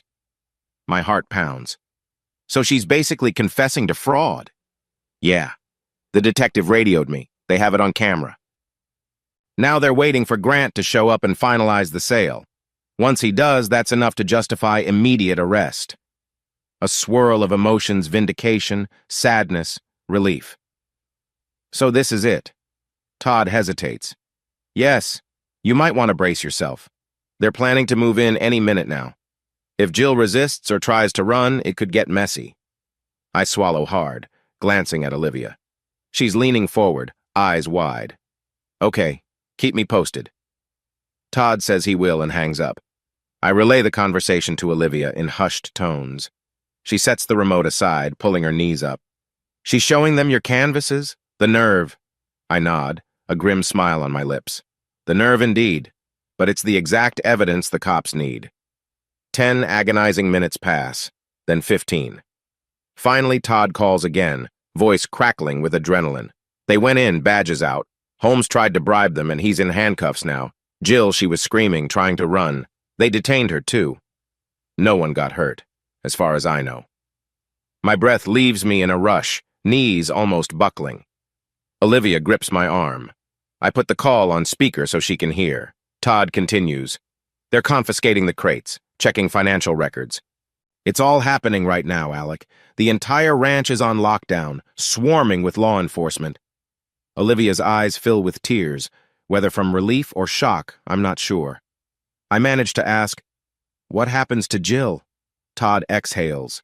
She'll likely be booked for fraud, conspiracy, forging signatures, maybe other charges if they link her to deeper money laundering. If she cooperates, maybe she can cut a deal, but that's up to the DA. My heart clenches. God. Alec, Todd says quietly. I know this is rough, but you did the right thing. Holmes is facing serious charges. You're safe, and so is Olivia. That was always the goal. Olivia nods at me, tears slipping down her cheeks.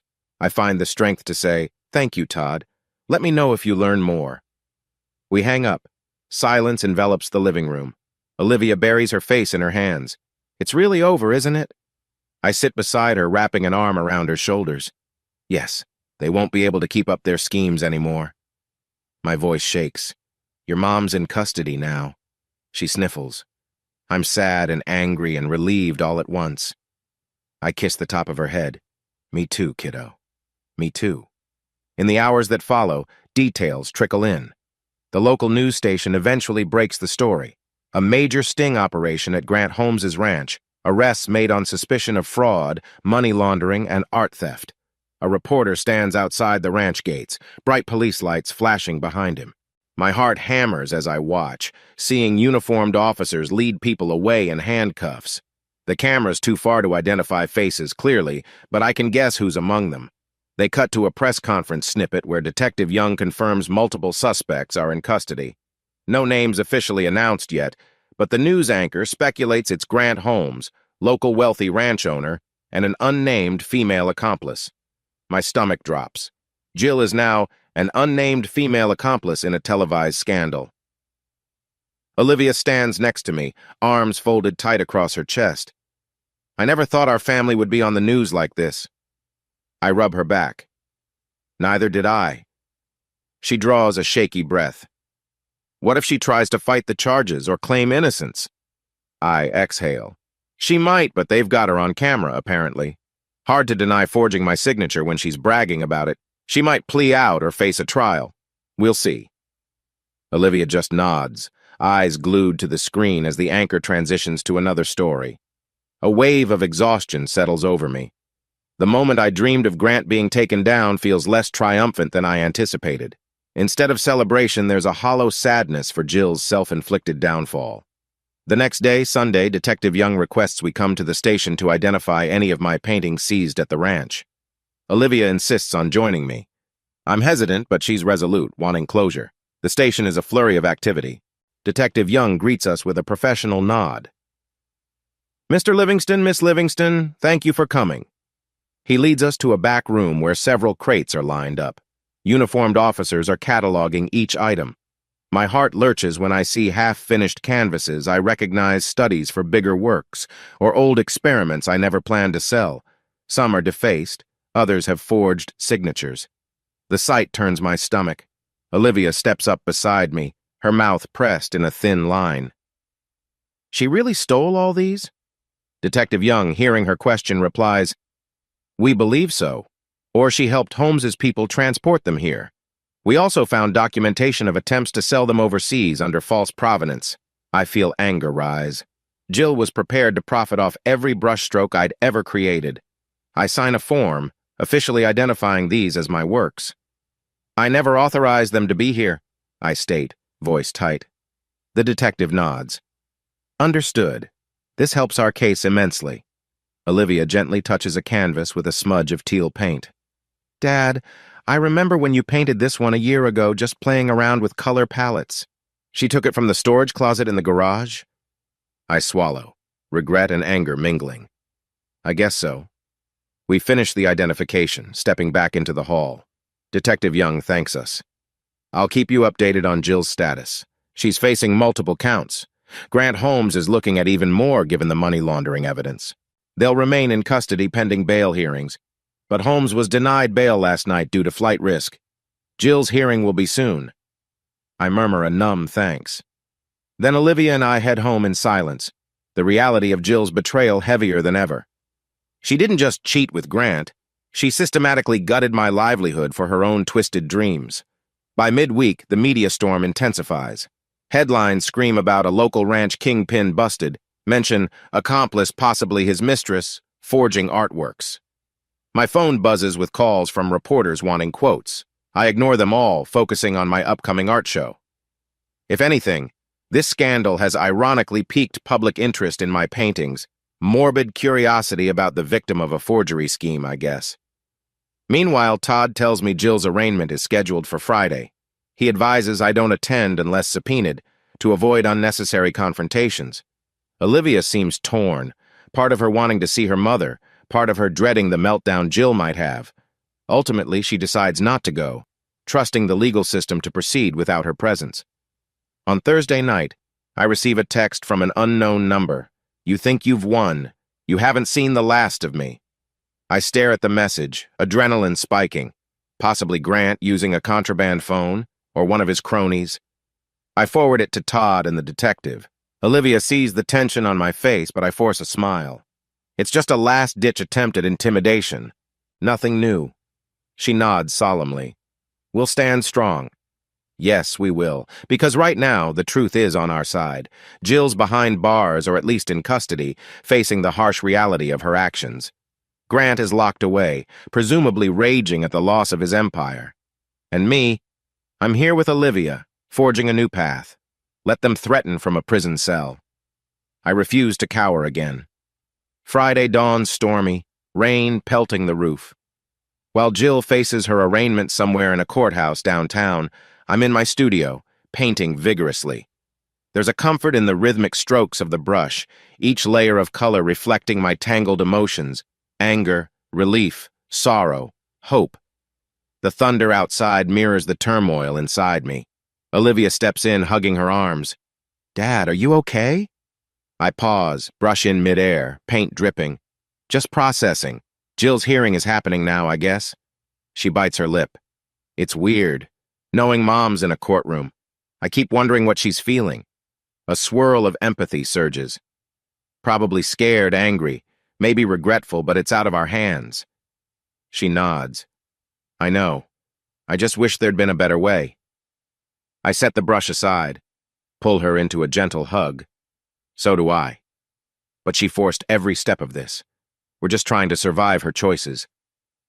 The rain intensifies, tapping a staccato on the studio roof. We stand there, father and daughter, the acrid smell of paint mingling with the damp air. I realize that no matter how this ends, Jill is no longer the woman we knew. Perhaps she's already lost herself. By evening, Todd texts an update. Jill pleaded not guilty, claims coercion by Grant. Judge set a hearing date. She's remanded in custody due to flight risk. Bail denied. I read it aloud to Olivia. She closes her eyes, tears slipping free. So she's staying locked up. I nod, heart heavy. Yes, she's apparently blaming Grant, saying he coerced her. But the evidence of her forging documents willingly is strong. Olivia wipes her tears, swallowing hard. I almost feel sorry for her, but she chose to do all those things. She threatened us. I gently rub her back. Exactly. Compassion is one thing, but letting her off the hook is another. She might have to face a trial. It could be messy. We sit together on the couch, letting the quiet hum of the house surround us. My mind drifts to the early days of our marriage, how Jill's laughter filled these rooms. Where did that laughter go? She traded it for illusions of grandeur. Now she's paying the price. A few days later, Todd calls with a major development. The press wants an exclusive interview with me about the infamous forgery scandal, offering a hefty sum. I'm stunned. I never thought my personal nightmare would become a media spectacle. Todd suggests it could boost my art career, but warns it might come at the cost of reliving the trauma publicly. I mull it over, eventually declining. No amount of publicity is worth parading Jill's downfall for entertainment. Olivia, overhearing, hugs me in approval. We don't need their blood money, she says with quiet conviction. I realize she's right. We've endured enough. My revenge, if you want to call it that, is simply the restoration of our safety and dignity. Seeing Grant's empire crumble, Jill forced to confront the aftermath of her betrayal. The cameras, the interviews, the gossip that's just noise. We end the evening in the living room, a show playing on TV that neither of us really pays attention to. Our minds are on what's to come, the slow legal grind, the possible trial, the interviews with detectives. But in this moment, as I glance at my daughter, her eyes flicking from the screen to me, I feel something close to peace. Because after months of turmoil, Jill can no longer harm us, can no longer drag my art or my child into her darkness. I rise, stretching. Olivia follows me to the stairs, offering a small smile. We're gonna be okay, right? I brush a strand of hair from her forehead. Yes, Liv, we are. It won't be easy, but we've weathered the worst storm already. She nods, relief shining in her eyes. As we climb the steps, I reflect on how far we've come from that first moment of suspicion, the nights I lay awake wondering if I was paranoid. Now the truth is laid bare. We survived it. And Jill? She made her bed. She'll have to lie in it. The days following Jill's arraignment bring a kind of uneasy lull. The media coverage tapers off, shifting to other stories. Detective Young tells me they're building the formal case for trial, gathering testimonies from the undercover officers who caught Jill bragging about forgeries, plus the financial forensics that tie her to Grant's shell companies. I feel a quiet sense of finality creeping in. One morning, Olivia and I decide to take a short trip out of town, just a father-daughter getaway to clear our heads. We drive a couple of hours to a lake we used to visit back when Jill was actually part of our family life. The lake's still and reflective, surrounded by tall pines. We rent a small canoe, drifting on the water under a bright blue sky. Olivia rests the paddle across her knees, gazing at me. Remember how Mom used to bring sandwiches and squeal if a fish jumped near the boat? A pang of nostalgia stabs my chest. Yeah, she always said she hated the smell of lake water. We float in silence for a while, the gentle lap of water against the canoe. Then Olivia says, I can't believe how much she's changed. Or maybe we just never saw who she really was. I push out a soft sigh. Sometimes people change in ways we don't expect. Sometimes they were always that way, but life peels back the layers. She dips a hand in the cool water. I want to let go of the anger, but it's hard. I understand, I say. Take your time. Anger might be part of healing, as long as it doesn't consume you. We stay on the lake the rest of the afternoon, letting the sun and breeze wash away months of tension, if only for a day. Back home, the slow rhythms of normalcy begin to reassert themselves. I work on commissions for an upcoming gallery show. Ironically, demand for my paintings has spiked after the scandal. People are curious about the artist betrayed by his wife. I wrestle with feeling exploited, but I also know selling more work secures my and Olivia's future. One evening, as I'm cleaning brushes in the sink, I feel a small pang of guilt for benefiting from the fallout. But then I remember how Jill tried to use my art for her gain, forging my signature, selling pieces behind my back. Maybe this is poetic justice my career flourishes despite her betrayal. Olivia's at the kitchen table, clicking through scholarship opportunities for college. Every so often she glances up, a thoughtful expression on her face. I ask, "Any luck?" She shrugs. "I'm thinking about applying to an art program, maybe photography or design. I used to think Mom wanted me to do business, but I guess that's not a concern anymore." A pang of sadness hits me. Jill used to brag about how she'd help Olivia get into a top-notch college. Now Jill's future is behind bars or in a courtroom. Do what you love, Liv. Don't let anyone else decide for you. She nods, smiling softly. Thanks, Dad. And hey, if I get famous for my photography, we can have a father-daughter exhibit someday. I grin, warmth blossoming in my chest. I'd like that. Late one night, Todd calls with a surprising update. Jill's public defender reached out, hinting she might be willing to strike a deal by giving evidence against Grant's broader criminal network. I slump onto the couch, swirling a half-empty mug of tea. A deal? I echo. After all the threats she made to me? Todd sighs. She's facing multiple felony counts. She might flip on Grant to reduce her sentence. But from what I hear, the DA's not in a forgiving mood. She was blatantly forging your signatures, involved in laundering. They have a strong case. I pinch the bridge of my nose. So what does that mean for me and Olivia? It means the trial might get messy, Todd replies. They could call you as a witness to confirm the forgeries. They might call Olivia to corroborate Jill's behavior at home. But if Jill pleads out, maybe it won't go to trial. We'll see. I close my eyes. The idea of testifying against Jill, forcing Olivia to relive all that betrayal, feels like a punch in the gut. But we can't shield Jill from the consequences. All right, keep me posted. We hang up and I stare at the darkened TV screen. So Jill might roll over on Grant, painting him as the mastermind, claiming she was a mere pawn. Part of me seethes at her cowardice. Another part pities her. Either way, it changes nothing. She brought this on herself. I share the news with Olivia the next morning. She sets down her spoon, half-eaten cereal abandoned. Testifying against Mom, that sounds awful. I know, I say gently. But we might have to if the prosecution needs us. We can't lie or pretend she didn't do what she did. Her eyes fill with a sorrowful mix of resignation. I can't believe we're here, Dad. It's like everything normal in our life got flipped upside down, and the only way to fix it is to bury Mom. I place a comforting hand over hers. We're not burying her. We're just telling the truth. She buried herself by forging signatures, stealing money, hooking up with Grant. None of that was our choice. She sniffles, nodding. Right, the truth is the only thing we have left. I lean over, kiss her forehead. We'll face it together no matter what. Days pass and we hear nothing. Then a call arrives from Detective Young. Jill wants to see me at the detention center, claims it's urgent. My first instinct is to refuse, but Detective Young says it could be important to the case. I wrestle with the decision, eventually agreeing to one meeting, supervised, so she can't manipulate me in private. Olivia chooses not to come. She'd rather not see her mother in handcuffs.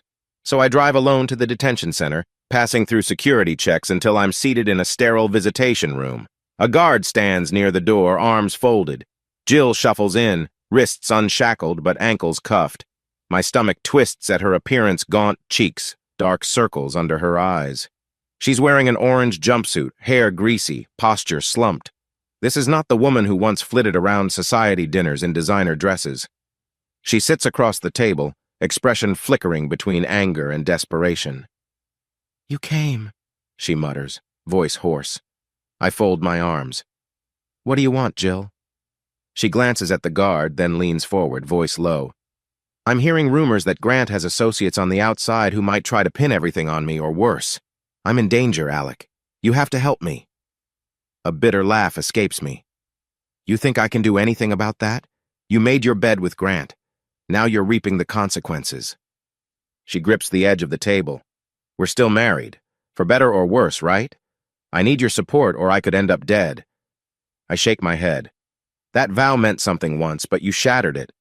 Why should I protect you from the fallout you created? Her eyes shine with tears, though I can't tell if they're genuine or manipulative. Because I was a fool. I never intended to hurt you or Olivia this bad. Grant was so persuasive. He promised me a better life. Anger flares. You stole my paintings, lied to me, threatened to ruin me, and nearly endangered our daughter. Don't act like you're the victim now. She grits her teeth. Fine. Believe what you want. But if you care about your daughter, you'll help me get out of this mess before Grant's men come after me. My heart pounds. The guard shifts, clearing his throat. I sense time is running short. What exactly do you expect me to do? The law's got you on multiple charges. Are you asking me to lie for you again? She bows her head. If you retract your statements, if you say you gave me permission to handle those paintings, it might reduce my charges. Then I can get bail or something. And once I'm out, I'll vanish, or I don't know. A wave of disgust hits me. You're unbelievable. You want me to perjure myself so you can skip out, leaving me and Olivia with what? Another scandal? More shame? Tears slip down her cheeks. I'm desperate, Alec. Please, I'm still her mother. I push my chair back, heart thudding with rage. No, I won't lie. You put yourself here. Maybe if you truly fear for your life, you should cut a deal with the DA, testify against Grant. That's your path, not dragging me back into your lies. She looks haunted, a hollow shell of the woman she was. You don't understand what these people can do. I stand. I understand enough, and I'm done. Good luck, Jill. I hope you find a conscience in here. As I head for the door, she calls my name, voice cracking. I ignore it, stepping out into the corridor. My entire body trembles with adrenaline. The guard murmurs, "You okay, sir?" But I barely hear him. All I can think is that Jill's manipulations have no end. Even behind bars, she tries to twist me. I drive home in a daze, replaying her hollow pleas. She might be genuinely afraid, but she's also the architect of her downfall. If there are threats from Grant's allies, that's for her and the legal system to handle. I can't sacrifice my own integrity to rescue a woman who'd happily watch me burn if it suited her. When I get home, Olivia's waiting in the living room, anxiety etched on her face. How'd it go? I sink onto the couch, exhaling. She wanted me to lie on her behalf so she could get bail or lesser charges. Olivia's mouth falls open. After everything she's done? Unbelievable. I nod wearily. She's desperate, claiming Grant's associates might hurt her if she stays in jail. But I told her no. I can't help someone who kept threatening us. She slides beside me, taking my hand. You did the right thing, Dad. I lean my head back, staring at the ceiling. Yeah, it doesn't feel good, though. Seeing her in that jumpsuit, so thin, so lost, it's hard to reconcile that with the woman I married. Olivia squeezes my hand. I'm sorry. But she made her choices. Silence settles in, heavy and poignant. For the first time, I allow myself to mourn the Jill I once loved. The Jill who helped me set up my first gallery show, who beamed with pride when I sold my first painting for a decent price. That woman's gone, replaced by a shell of bitterness and regret. It's a cold realization, but at least we can move forward. In the weeks that follow, the legal machine churns on. Jill's preliminary hearings confirm the charges. Grant is indicted on multiple felony counts, including money laundering, racketeering, fraud. Jill's named as a co-conspirator. The court sets a trial date months away. Rumors swirl that Jill might turn state's witness, but no official word yet. Meanwhile, Detective Young updates me sporadically. We have enough on both of them to ensure a conviction, he says. But Jill's attorney keeps floating that she was coerced. We'll see. I mostly bury myself in painting, each brushstroke a catharsis. Olivia focuses on her photography, capturing moody self-portraits that reflect her inner turmoil. We exist in a strange limbo life going on, the threat removed, yet the emotional scars lingering. One afternoon, while I'm layering oils on a canvas, the phone rings. The caller ID says unknown. I answer warily, expecting a telemarketer. Instead, a woman's voice hesitates, then says, "Is this Alec Livingston?" "Yes," I reply, uncertain. I'm Sharon Lee, a detective friend of Todd's. We might need your testimony soon in a deposition. Jill's attorney is claiming you gave her permission to manage your paintings. We can disprove that, but we need your official statement. My pulse spikes. Of course. Whatever you need. She thanks me and hangs up. That's it then. The formalities begin. I might soon be sworn in, describing how Jill forged my name, how she threatened me, how she siphoned money to Grant's accounts. The notion of reliving it in a deposition doesn't thrill me, but I can't let fear overshadow truth. When I tell Olivia, she nods grimly. We'll stand by you, Dad. The facts are the facts. A sense of solidarity blooms between us. Despite Jill's attempts to fracture our bond, father and daughter have emerged stronger. Time marches forward.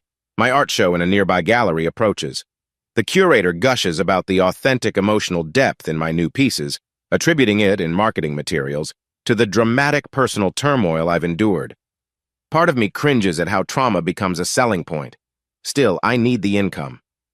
On opening night, the gallery buzzes with patrons, some no doubt curious about the scandal.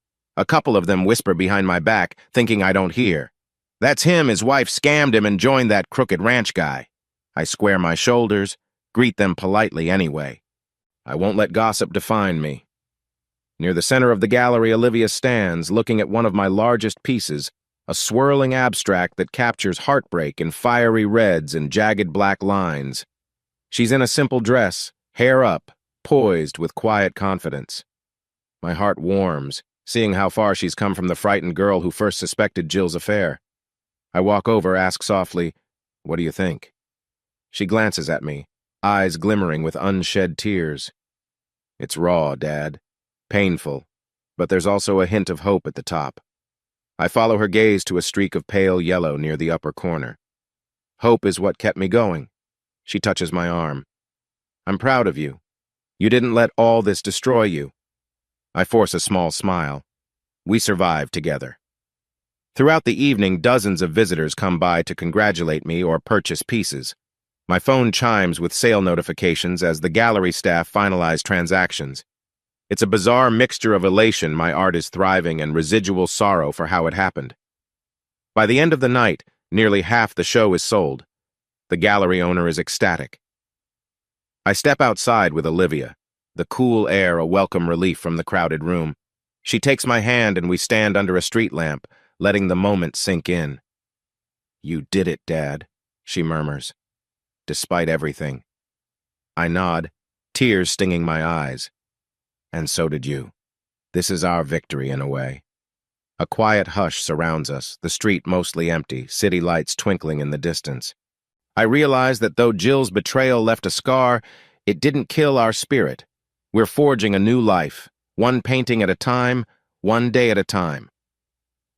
Days later, I receive a letter from Jill's public defender, requesting an amicable resolution to the civil aspects of my claims, the stolen artwork, the forged checks. They want me to sign some settlement that might reduce Jill's liability if she pleads guilty on certain counts. I'm torn, not wanting to appear vindictive, but also not eager to let her off easy. Todd advises me. We can negotiate a settlement that ensures you retain all your art rights, plus compensation for what was stolen. But if she's convicted, she won't have much money anyway. I sigh. I'm not looking to bleed her dry. I just want to be sure she can't come after me again. He nods. We can add clauses preventing any future claims on your earnings or paintings. That would protect you thoroughly. Part of me wonders if it's cruel to keep piling on legal pressure. But then I recall the nights she threatened to ruin me, to smear me in public, so I instruct Todd to proceed. If Jill is sincere about owning her mistakes, she'll accept the conditions and move on. When I inform Olivia, she shrugs. She forced our hand. We need closure. Yes, closure. That elusive concept. Perhaps signing final settlement papers is one step closer. On a quiet Saturday, I find myself alone in the studio again, finishing a painting that's been on my easel for weeks, a portrait of Olivia, not in her usual joyous light, but something more nuanced, capturing the fierce determination and heartbreak she's experienced. Stroke by stroke, I blend shadows and highlights, recalling every moment we shared, every trial we've endured. When it's done, I step back, heart pounding. This painting is a testament to survival, to the unbreakable bond between father and daughter. In the swirl of color behind her figure, hints of a ranch silhouette fade away, symbolic of Jill and Grant's downfall.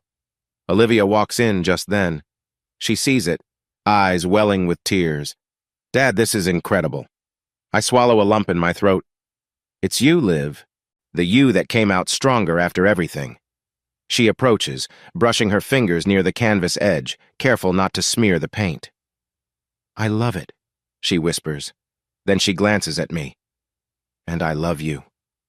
Emotion surges. I love you too, kiddo.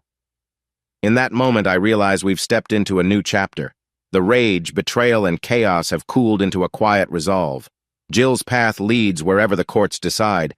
Grant's empire rots behind high prison walls, and Olivia and I stand here, forging our own destiny with color and courage. We embrace father and daughter, letting the silence speak for us. Outside, the sun sinks low, casting a warm glow through the studio windows. My phone sits idle on the workbench, no calls, no threats. It's just us, the paint, the future stretching open like a fresh canvas. The week after my gallery opening, I wake each morning with a peculiar blend of relief and disquiet. Jill is locked in a detention center, awaiting trial. Grant's behind bars as well, his so-called empire reduced to seized assets and frozen accounts. Olivia and I move through our days in a strange calm, like survivors picking up debris after a storm. But the relief is tinged with worry. I know how legal systems can stretch out, depositions and hearings unraveling over months. I also know Jill might not go quietly. Her desperation could spawn new lies or attempts at manipulation. Any phone call, any letter from her public defender sets my nerves on edge. One morning, I'm standing by the window in my studio, gazing at the half-finished painting I started as a visual diary of my entire ordeal. Swaths of dark purple and black show the shadow of betrayal. Streaks of gold represent hope. It's not done yet. I suspect it won't be until the final gavel drops on Jill's case. Olivia wanders in, balancing a bowl of cereal. Dad, she says carefully, did you see the local news last night? I shake my head. No, I was in bed early. Something about the case?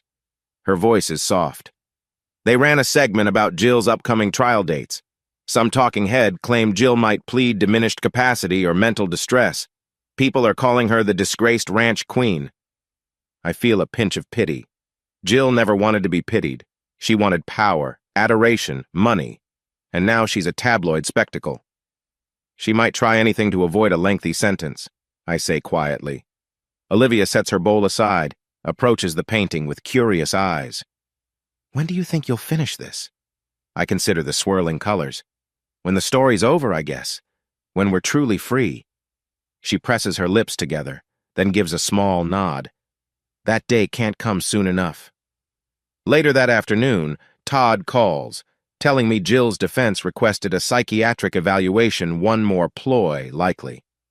My mind flashes back to my detention center visit with her, how she looked unkempt, eyes wild. Part of me wonders if she's genuinely unraveling or just putting on an act. Todd, I say, leaning on my desk, if she's truly lost her grip on reality, do I even want her locked away in a maximum security prison? Maybe a psychiatric facility is better for her. Todd's voice is measured. Alec, I get the conflict. But forging signatures, laundering money, threatening you, none of that's minor. The law can assign mental health treatment, but she still has to face accountability. I rub my forehead. I understand. I won't shield her from consequences. It's just hard to picture her behind bars for decades. She used to be the woman I loved, mother of my child. Todd's tone softens. You're human. But remember what she did. She was ready to ruin you and exploit Olivia. This is the path she chose. I exhale. You're right. I'll stand firm. After we hang up, I linger in the studio, a swirl of emotions tightening my chest. Hate, sorrow, regret, anger. Perhaps Jill is losing her mind, or maybe she's cunning enough to pretend. Either way, I can't let it derail me. Not anymore. 2 days later, Detective Young invites me to a closed hearing where they'll discuss the next phase of evidence. Jill's presence is expected via video link from the jail's psych ward. I decide to attend alone. Olivia doesn't need to see more legal drama than she already has. When I arrive at the courthouse, the fluorescent lighting and polished floors remind me of Jill's arraignment. The hearing is brief, mainly lawyers and the judge discussing scheduling. Through a video feed, Jill appears on a screen, Hair scraped back, eyes dull. My stomach clenches. She looks even worse than before, cheeks sunken, lips dry. Her public defender states Jill is undergoing psychiatric evaluation, which might delay the trial. The prosecution, stony-faced, cites the overwhelming evidence of her active, voluntary participation in the crimes. The judge sets a new hearing in a few weeks to review the psych report. I catch Jill's gaze flicker across the courtroom camera. For a heartbeat, our eyes meet through the screen. I see anger, desperation, maybe a flicker of guilt. Then she stares down, refusing to meet my eyes again. As soon as the hearing adjourns, I slip out. My chest feels leaden, but I also sense a measure of finality. Jill is sinking deeper into a mire of her own making. If mental instability is her final gambit, I wonder if it's a mask or if she truly can't cope with what she's done. In the car, I phone Todd, who was stuck in another case. They pushed the trial date again, I tell him, waiting on a psychiatric eval. Todd sighs. Figures. But we have time. The evidence won't vanish. Grant's locked up, his bail denied. Just keep living your life, Alec. A wry smile tugs at my lips. That's what I'm trying to do. Olivia is waiting in the living room when I get home. She looks up from her phone, anxiety in her eyes. How did it go? I drop my keys on the side table. They delayed things pending Jill's psych evaluation. She looked bad. She hugs a throw pillow against her chest. I never thought I'd see her like this. Even if she was always ambitious, she used to have so much energy, so much style. My voice is hushed. She's paying for her choices. Olivia nods, her gaze drifting. I feel torn, Dad. Part of me wants her locked away forever. Another part misses the mom I knew. I settle beside her. I know, Liv. It's normal to feel that conflict. We can't forget she's your mother, but we also can't pretend she didn't hurt us. Her eyes shimmer with tears. It sucks. I rub her shoulder in silent comfort. We sit there a while, the hush broken only by the steady hum of the air conditioning. This is the aftermath, waiting, hurting, trying to piece together the shards. Eventually, Olivia murmurs, I'm going to Sharon's place. She wants me to show her some new photos I've taken. Sharon is an old friend of Todd's, a former detective who's become something of a mentor figure to Olivia. That's a good idea, I say. You deserve a distraction. I watch her leave, wondering how many more father-daughter conversations will revolve around Jill's downfall. I yearn for a day when Jill's name doesn't hang over us like a dark cloud.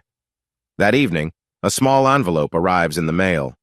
At first, I assume it's something about the trial, but when I open it, I find a heartfelt letter from one of my collectors who saw the news coverage. He praises my resilience, offers to commission a large-scale piece for an art foundation's charity auction. My chest tightens with conflicting emotions. The scandal has inadvertently boosted my reputation. People sympathize with the wronged artist. Part of me bristles at capitalizing on pity, but another part recognizes that feeding my family, paying for Olivia's college, and rebuilding our life is essential. If I gain success from the ashes Jill left behind, so be it. I carefully draft a reply, agreeing to the commission under specific conditions. Partial proceeds to a local women's shelter, the rest helping me expand my new studio. A small sense of triumph flickers. Jill wanted to hijack my art for her benefit. Now I'll use it to help others. When Olivia returns from Sharon's, I show her the letter. She reads it, a faint smile warming her features. Dad, that's amazing. People see how strong you are. I laugh softly. Or how unlucky I was to marry a fraudster. She grimaces. Don't say that. You weren't unlucky. You just didn't know who she'd become. Her words bolster me. Perhaps luck had nothing to do with it. Jill made choices that shattered our marriage, but I'm not a helpless victim. Step by step, I'm reclaiming my life. A couple of weeks pass in uneasy calm, and I throw myself into the commissioned piece for the Art Foundation, every brushstroke fueled by a swirl of anger, hope, and defiance. Meanwhile, Olivia delves deeper into her photography, capturing moody images that blend light and shadow. We share our progress in the evenings, an unspoken therapy session. Then Todd calls with another update. The DA finalized the charges Jill will face in court: conspiracy, fraud, money laundering, forgery, and more. She could be looking at a lengthy sentence if convicted. Todd mentions that her attorney might push for a plea if the psychiatric angle doesn't pan out. I set down my brush, a cold sweat prickling my brow. So either she tries the insanity route or she pleads guilty in exchange for fewer years. That's the gist, Todd confirms. At least you won't be blindsided. Are you prepared for testimony if it goes to trial? My heart pounds. I'll do what I have to do. He's silent a moment, then adds, by the way, Detective Young says Jill's attitude is erratic. One day she seems remorseful. The next she spews conspiracy theories about you setting her up. Don't be surprised if she tries to contact you again. I exhale, remembering her rattled face in the detention center. She can't manipulate me. Not anymore. Todd's voice is soothing. Exactly. Hang in there. One crisp morning, Olivia and I receive an invitation in the mail. A family friend is hosting a small gathering, something akin to a backyard barbecue. They address it to both of us, politely excluding Jill's name. It's a bittersweet reminder that Jill's presence is no longer normal. Olivia hesitates when reading the invitation. Do we go, Dad? People might whisper, ask questions about her. I think of how many events we avoided since Jill's arrest, how we turned inward, afraid of gossip. We should go, I say, surprising myself. We can't hide forever. If they ask, we answer simply. She studies my expression, then nods. All right, let's do it. The barbecue takes place the following Saturday. It's a pleasant afternoon, the sky clear, the scent of grilled burgers wafting in the air. Familiar faces greet us with a mix of warmth and hesitant sympathy. A few folks murmur how sorry they are about Jill, how shocking the whole scandal is. I keep my replies polite but brief, deflecting deeper discussion. At one point, an old acquaintance corners me near the lemonade station. Alec, I can't believe Jill got tangled up with that ranch guy. She was always so charming at parties. Are you holding up okay? I manage a thin smile. Doing my best, focusing on my art and on Olivia. He nods, eyes flicking with curiosity. Is it true she might go for an insanity plea? I stiffen. I'm not sure. That's her lawyer's domain. Sensing my discomfort, he backs off with an apology. Later, I find Olivia chatting with a friend, shoulders tense. She sees me and breathes relief. Everyone's giving me that pity look, she whispers. I hate it. I hug her briefly. Let's stay another half hour, then we'll head home. Despite the awkward questions, it feels like a small step back into normal life, reminding ourselves we're part of a community that exists beyond Jill's betrayal. The days inch toward Jill's final pre-trial hearing. According to Todd, the psychiatric evaluation is in, and rumor says it's not favorable for Jill's diminished capacity claim. She's lucid enough to have known exactly what she was doing. That means she's likely going to face the full weight of the charges. The night before the hearing, I sit at the kitchen table with Olivia, reading over some documents Todd provided. They detail how Jill not only forged my signature, but also deliberately laundered money through offshore accounts connected to Grant's network. My stomach churns at the extent of her complicity. Olivia reads one paragraph, jaw tightening. She tried to sell at least 10 of your paintings overseas, labeling them as exclusive pieces only she had the rights to. Dad, that's so cold. I swallow hard, imagining Jill proudly shipping my work across the world for personal profit. She was a different person by then, I mutter. Or maybe this side was always there, hidden. Olivia glances at me, tears threatening. I still can't reconcile the mom who used to tuck me in at night with the woman who'd do all this. Sometimes I feel like a fool. I set the papers down, taking her hand. You're no fool. She fooled both of us, but we're seeing the truth now, no matter how painful it is. She exhales, nodding. Promise me you'll testify with no guilt, no second guessing. A flicker of determination glows in my chest. I promise. She forced our hand. Let the court see it all. The pre-trial hearing arrives. Todd and I sit in the gallery while Olivia chooses to stay home, not wanting another glimpse of her mother in cuffs. Jill is brought in, wearing the county jail uniform, wrists shackled. She looks gaunt, hair cropped short, eyes hollow. My heart gives a painful twist. Her defense attorney attempts to argue for leniency based on extreme emotional distress. But the prosecution counters with evidence of Jill's methodical planning. The forged documents, her text messages to Grant. The judge is unimpressed by the emotional distress argument, setting a firm trial date. I watch Jill's reaction. She flinches as each piece of evidence is mentioned. At one point, her eyes dart toward me, and for an instant I see raw fear. Then she snaps her gaze away as though I'm a reminder of everything she's lost. When the judge gavels the session closed, Jill is led out. She glances back once, lips parted as if to speak, but the bailiff ushers her forward. I stand, a tremor in my legs. So that's it. The trial looms and Jill stands on the brink of a major downfall. Outside, Todd clasps my shoulder. They're going to offer her a plea deal soon, maybe a decade or more in prison. If she refuses, a jury trial might result in even more time if convicted. I look up at the courthouse pillars. The sky a stark, steely gray. A decade in prison. God. Todd's voice is calm. It's harsh, but the crimes are severe. I know it's tough, but she earned this. You just have to stay strong for you and Olivia. I nod, swallowing the lump in my throat. I will. She left us no other path. That evening, I return home drained. Olivia sits cross-legged on the couch, her face expectant. "How'd it go?" she asks, voice hushed. I rub my temples. Trial date's set. Her lawyer's losing the argument for emotional distress. She might face over 10 years. She closes her eyes, a tear slipping down. 10 years, that's a big chunk of her life. I slump beside her. I know, but you saw the evidence. She wasn't a clueless pawn. Olivia nods, blinking away tears. Then a resolute edge sharpens her voice. Well, it's out of our hands. All we can do is keep living, keep building something good out of this mess. I slip an arm around her shoulders. Exactly. Let's focus on your future, your art, your college, your happiness. She leans into me. What about your happiness, Dad? I manage a small smile, though my heart feels heavy. I'm working on it, one painting at a time. And with that, I sense a fragile hope stirring. Jill is nearing her final reckoning. The storm is almost over. Maybe once the gavel falls and the sentence is served, we can finally close the door on this nightmare. A few weeks later, the chill of early autumn sets in.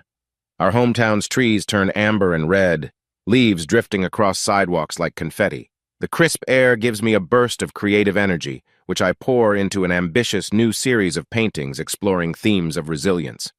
My agent, delighted by the attention my work is getting, arranges a showcase at a higher-end gallery in the city. Every so often, I catch myself smiling at the sound of wind rustling the leaves outside my studio. It's been a long time since I felt this calm. Olivia notices it too. She teases me. "Dad, you're whistling. I don't think I've heard you whistle in, like, a year." I laugh, surprised at myself. Guess I'm remembering how to breathe again. She shrugs, her eyes dancing. It's about time. Not that life is all sunshine. Jill's trial looms, tension simmering beneath the surface, but in the day-to-day routine, making breakfast, painting, reading together at night, there's a serenity we haven't known in months. Todd calls one afternoon with news. Jill's lawyers have approached him about a potential settlement to avoid a messy trial for the civil claims. He invites me to his office to discuss the details. I arrive to find him flanked by 2 associates, thick folders spread across a polished table. Todd looks up, motions me to sit. They're offering an admission of guilt on the fraud, plus returning any unsold artwork or insurance payouts if you drop further damage claims. She'd still face criminal sentencing, but this would solve the civil side. I scan the documents, heart pounding. An admission of guilt is more than I expected from Jill. So effectively, she's conceding that she forged my name and stole from me. No more attempts to spin it? Todd nods. Yes, they're trying to limit her financial exposure. She probably wants to preserve what little money she has left for legal fees. Exhaling, I lean back. And if I refuse, we could drag out the civil suit even after the criminal case. He shrugs. We could, but that means more stress, more legal bills, more time in court. This settlement at least ensures you get formal recognition of wrongdoing plus some restitution. It might be the clean break we talked about. I consider it in silence. Part of me still clings to anger, wanting Jill to face every possible consequence. But another part just wants to end the ordeal. All right, I say eventually. Let's finalize it. We'll let the criminal trial handle her prison time. Todd smiles, relief coloring his tone. I think this is wise. The main thing is, you and Olivia get closure. We sign a few forms, the wheels set in motion. As I leave, I can't help feeling a weight lifting from my shoulders. Jill is surrendering on the civil front, another step toward finality. I share the news with Olivia over dinner, a simple stir-fry, the savory aroma filling the kitchen. She sets down her fork, eyes wide. So Mom admitted she stole from you? I nod. Yes, that means legally we can't fight over money or paintings again. She signed away her claims. Olivia exhales, shoulders slumping. It's good, right? Less drama for us. Exactly, I reply. She'll still face sentencing for the criminal charges, but at least we won't be tied up in lawsuits forever. Olivia's gaze flicks to the window where dusk settles over the backyard. I wonder if she feels any remorse, or if this is just another move to save her skin. The question lingers, a stark reminder that we still don't truly know what churns in Jill's mind. Maybe a bit of both, I say softly. But either way, we can focus on healing. She stares at her plate, then nods. I'll take that. We finish dinner with a subdued sense of relief. Another door closed, another chain unshackled from our life. A few nights later, Detective Young drops by for an informal visit. He knocks on the door around 7, unannounced. Olivia is in the living room editing photos on her laptop while I'm flipping through a magazine. Detective, I greet, surprised. Everything okay?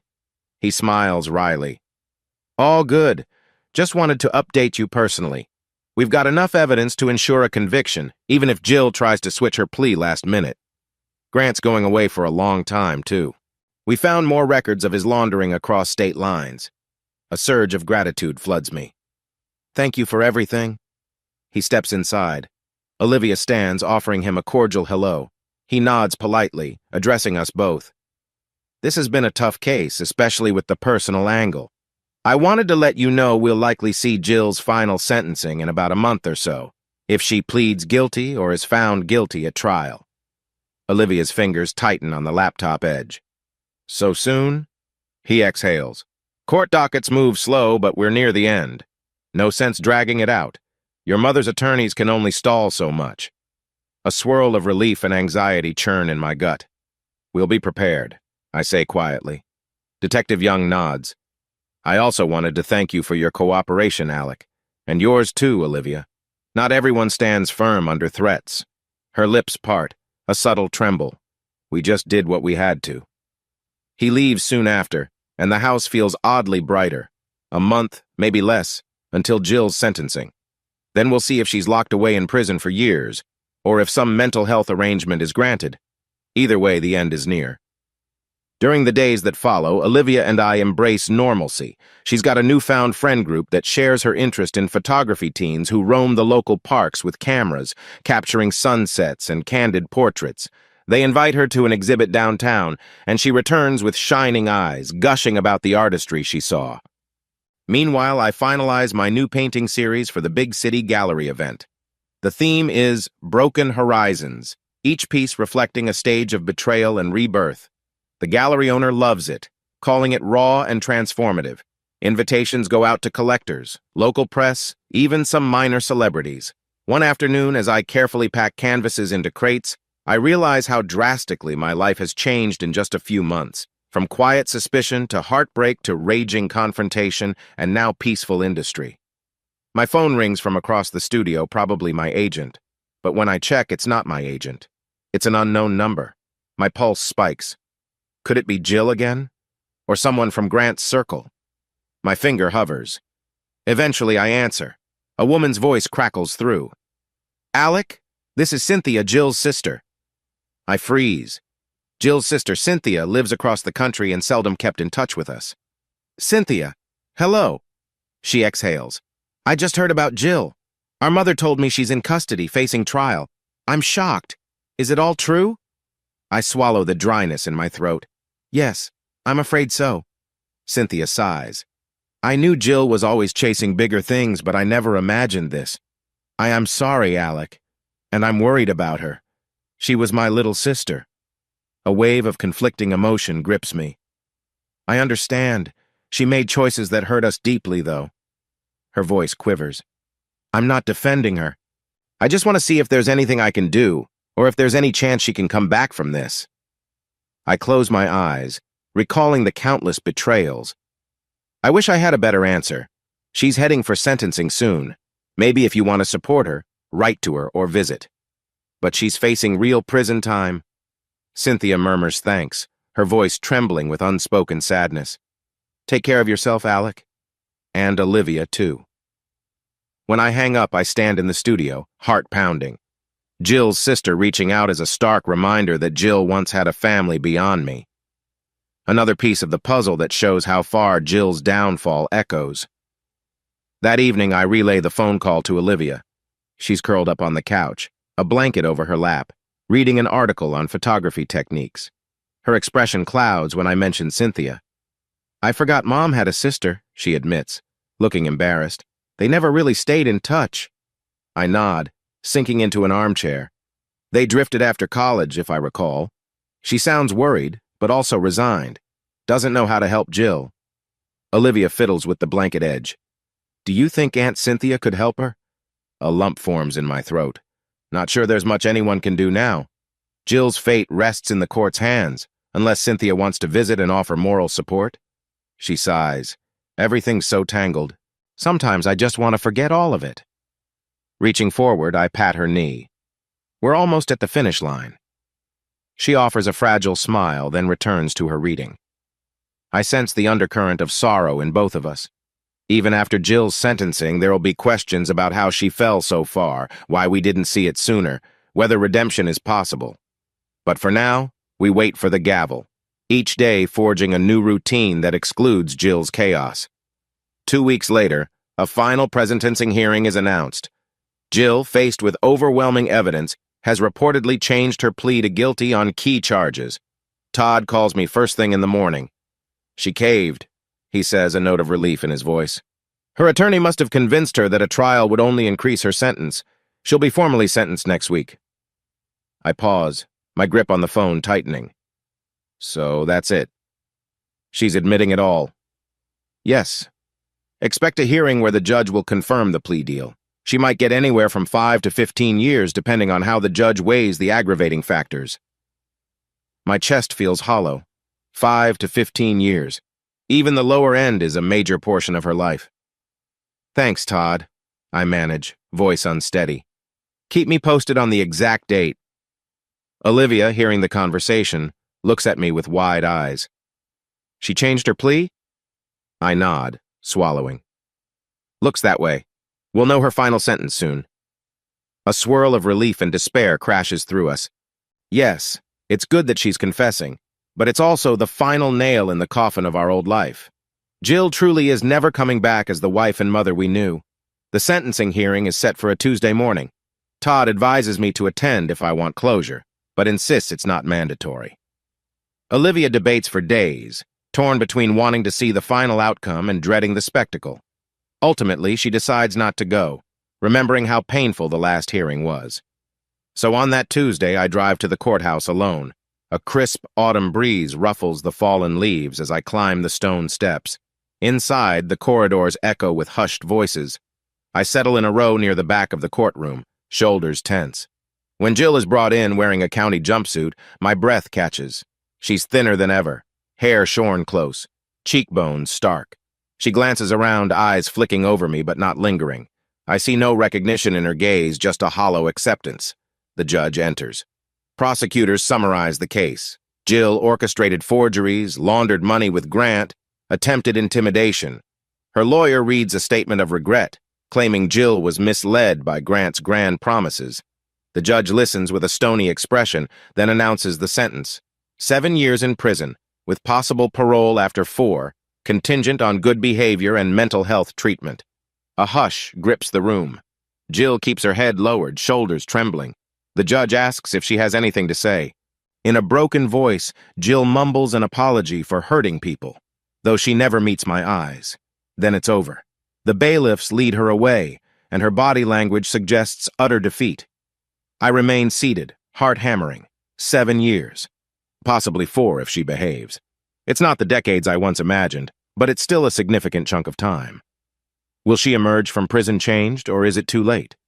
Todd, who's seated nearby, puts a hand on my shoulder. You okay? I find my voice. Yeah, I lie. Just numb. We leave the courtroom together. Outside, the autumn sun feels too bright. Todd pats my back. You did it, Alec. Justice is served. Now you can move on. I nod slowly, inhaling the cool air. Jill's fate is sealed. She's no longer a looming threat, no longer free to manipulate or steal. For better or worse, we have closure. That evening, Olivia greets me at home, eyes brimming with unspoken questions. I gently guide her to the kitchen where we sit at the table. She got 7 years, I say quietly. Eligible for parole in 4. Olivia exhales, pressing a hand to her forehead. Wow. That's I don't know how to feel. I curl my fingers around hers. I know, me too. She searches my face. Did she say anything, like, about me? My throat tightens. I recall Jill's half-mumbled apology, but it was general, not specific. She apologized for hurting people, but she didn't mention you by name. I'm sorry. Tears slip down Olivia's cheeks. She really is gone, isn't she? I pull her into a hug. For a while, yes, but we can't let her ruin our future. We have a life to build, free from all that poison. She sniffles, then nods. I'll try. I just wish it hadn't ended this way. I stroke her hair, heart twisting with sympathy. Me too, Liv, but we did what we had to do. We linger in the kitchen, the hum of the refrigerator our only soundtrack. 7 years might pass quickly, or it might crawl. Regardless, Jill's no longer weaving plots to exploit us. In the quiet, father and daughter hold on to each other, forging a fragile peace. The next few days pass in a hazy swirl. I find myself painting ceaselessly, channeling every last shred of emotion into canvas after canvas. The final piece in my Broken Horizons series comes together in a midnight session, each brushstroke a reflection of heartbreak, anger, and eventual release. When Olivia sees it the following morning, she stands speechless for nearly a full minute. Finally, she whispers, "Dad, this one feels like the end of a chapter." I gaze at the painting bold oranges and reds giving way to a bright, hopeful sunrise in the corner. That's exactly what it is. She steps closer, slipping an arm around my waist. What happens next? I rest my chin on her head, exhaling a breath I've held for months. We move on. We build a life without fear. We let Jill's sentence be her problem, not ours. Olivia nods, tears glimmering. I can do that. We can do that. And so we stand side by side, father and daughter, letting the quiet studio light wash over us. Jill has been sentenced, the final blow of justice delivered. The bed she made behind bars is now her reality, and we can finally exhale. A fresh chapter awaits us, one in which every choice is ours alone, unhindered by betrayal, intimidation, or guilt. As I stare at the hopeful sunrise in my painting, I feel the first true wave of relief I've known in over a year. With Jill's sentencing behind us, the pall that hung over our house for so long begins to lift in earnest. In the mornings, I wake to a sense of quiet potential instead of dread. Olivia heads off to school or photography meetups with a spring in her step I haven't seen in ages. I spend my days finalizing details for my upcoming city gallery exhibit, Broken Horizons. Interest is high after the media coverage of my personal ordeal, though I can't help feeling uneasy about the voyeuristic curiosity. Still, I remind myself that sharing my art and my story might help others facing betrayal or manipulation. One afternoon, I receive a phone call from a local journalist who wants to run a human interest piece on Alec Livingston, the painter who overcame scandal. My first reaction is to refuse, but Todd advises me to consider it. A positive spin could put distance between you and Jill's crimes, he says. Show the world you're thriving. Reluctantly, I agree to a short interview, hoping to keep it classy and not dwell on Jill's downfall. The journalist, a woman named Clara, shows up at my studio with a small camera crew, politely asking questions about my background, my artistic process, how I coped with recent hardships. When she asks about Jill, I keep my tone measured. She made decisions that hurt us all. I'm grateful justice was served, and I'm focusing on rebuilding my life with my daughter. Clara nods sympathetically. Your resilience is inspiring. Do you have any advice for others facing betrayal? A swirl of emotions tighten my chest. I think of Olivia, of the lies and threats. Document everything, I say quietly. And don't be afraid to stand up for yourself, but mostly take care of those who stand by you. That's what got me through. She thanks me, turning off the camera. I notice a glimmer of genuine respect in her eyes. Maybe this interview won't be a tabloid circus after all. Olivia watches the segment on the local news that evening. They air short clips of me speaking in my studio, overlaying shots of my paintings. The reporter's voiceover praises my unbreakable spirit and how I turned pain into art. When the broadcast ends, Olivia looks at me, eyes shining. That was so dignified. You sounded strong. I chuckle, embarrassed. It was weird talking about all that on camera, but I'm glad it didn't turn sleazy. She leans against the couch. You deserve recognition for surviving. Not everyone would come out with their sanity intact. A wave of tenderness fills me. I had a good reason to keep it together, I say, ruffling her hair. You. She grins, batting my hand away. In that moment, I realize how far we've come, no longer cowering from Jill's threats, no longer living in a house steeped in secrecy. A sense of liberation seeps into every corner of our daily life. Weeks pass in a kind of warm haze. The City Gallery exhibit, Broken Horizons, opens to a bustling crowd. Collectors praise the raw, emotional depth of my pieces, citing the personal story behind them.